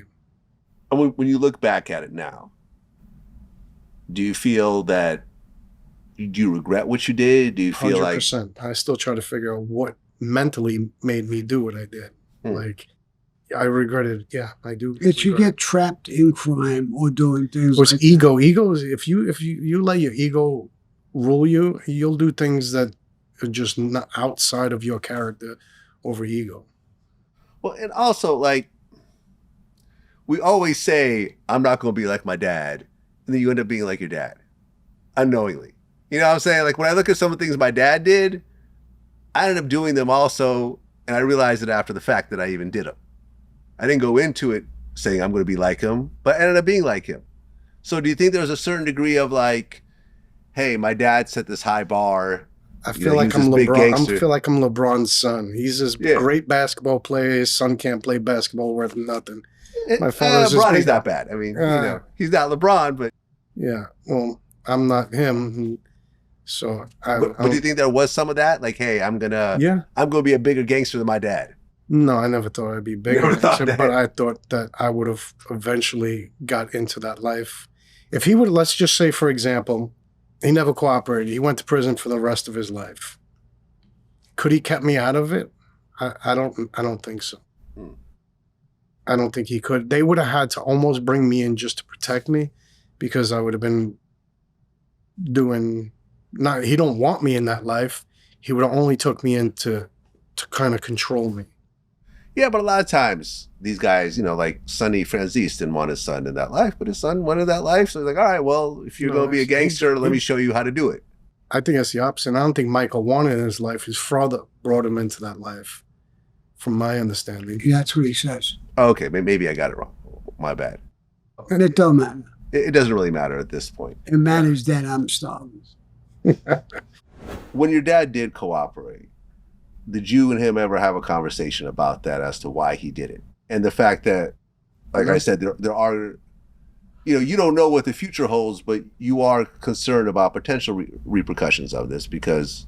No, it was me and him. I don't think I ever questioned you. I don't think I ever questioned you. So you guys never had that conversation? No, I never questioned. It was like, it was on my side, 100,000%. Stuck with me.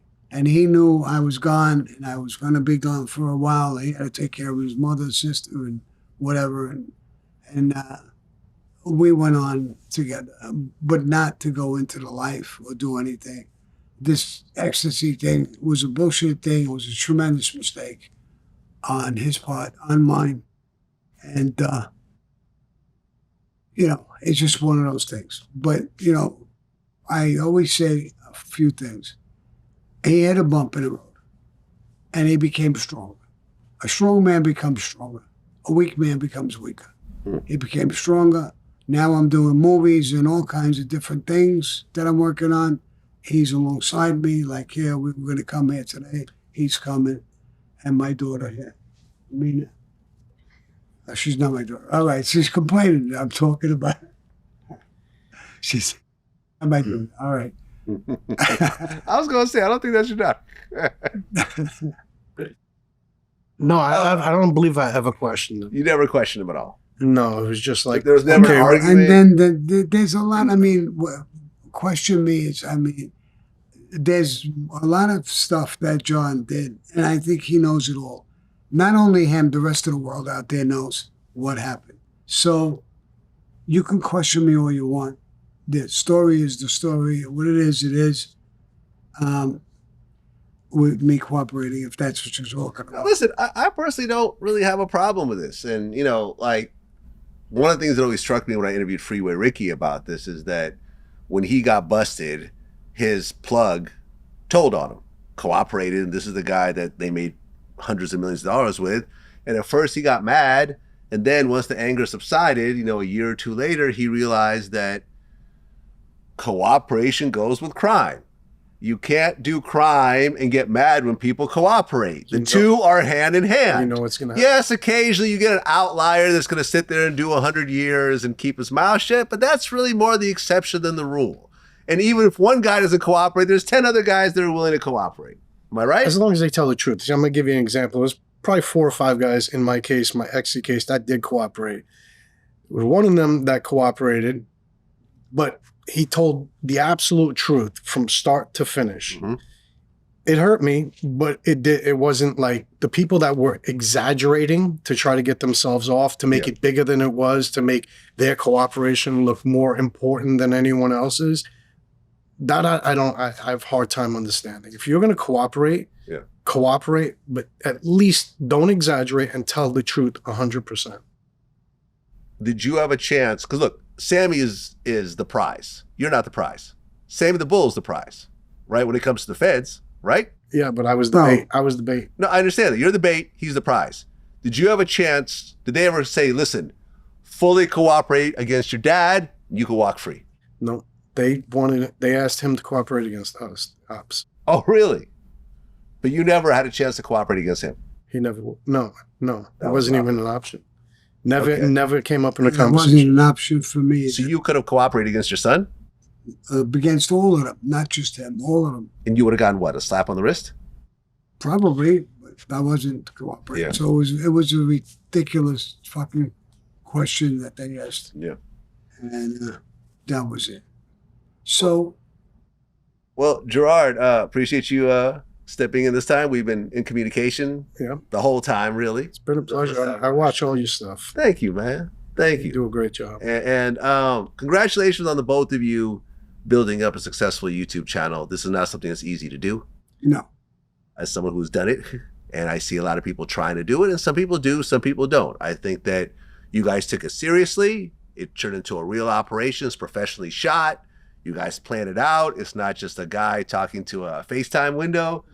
And you guys built a following, and you guys have always conducted yourself professionally. I've never had a problem. I mean, me and your dad got into a little bit of an argument before our first interview, but you know, that ultimately got worked out thanks to your granddaughter who stepped in, you know, to mediate it. Remember that whole situation? Yeah. We were both ready to walk out at that point. Yeah. But ultimately, this turned into a good professional working relationship. You know, millions of people, like Donald Trump, has watched. Right. How'd you feel when Donald Trump posted a video of my interview with your dad? The President of the United States. The President of the United States. I mean, that's a big deal. That's a huge deal. I'm telling you, I told your dad he owes me a free hit for that, man. Yeah. You know, I got some people I don't like that, you know, I might cash in on that any day now. But yeah, that was a big deal, I think, for all of us. Yeah, to see that. And he's doing a great job. So. Yeah.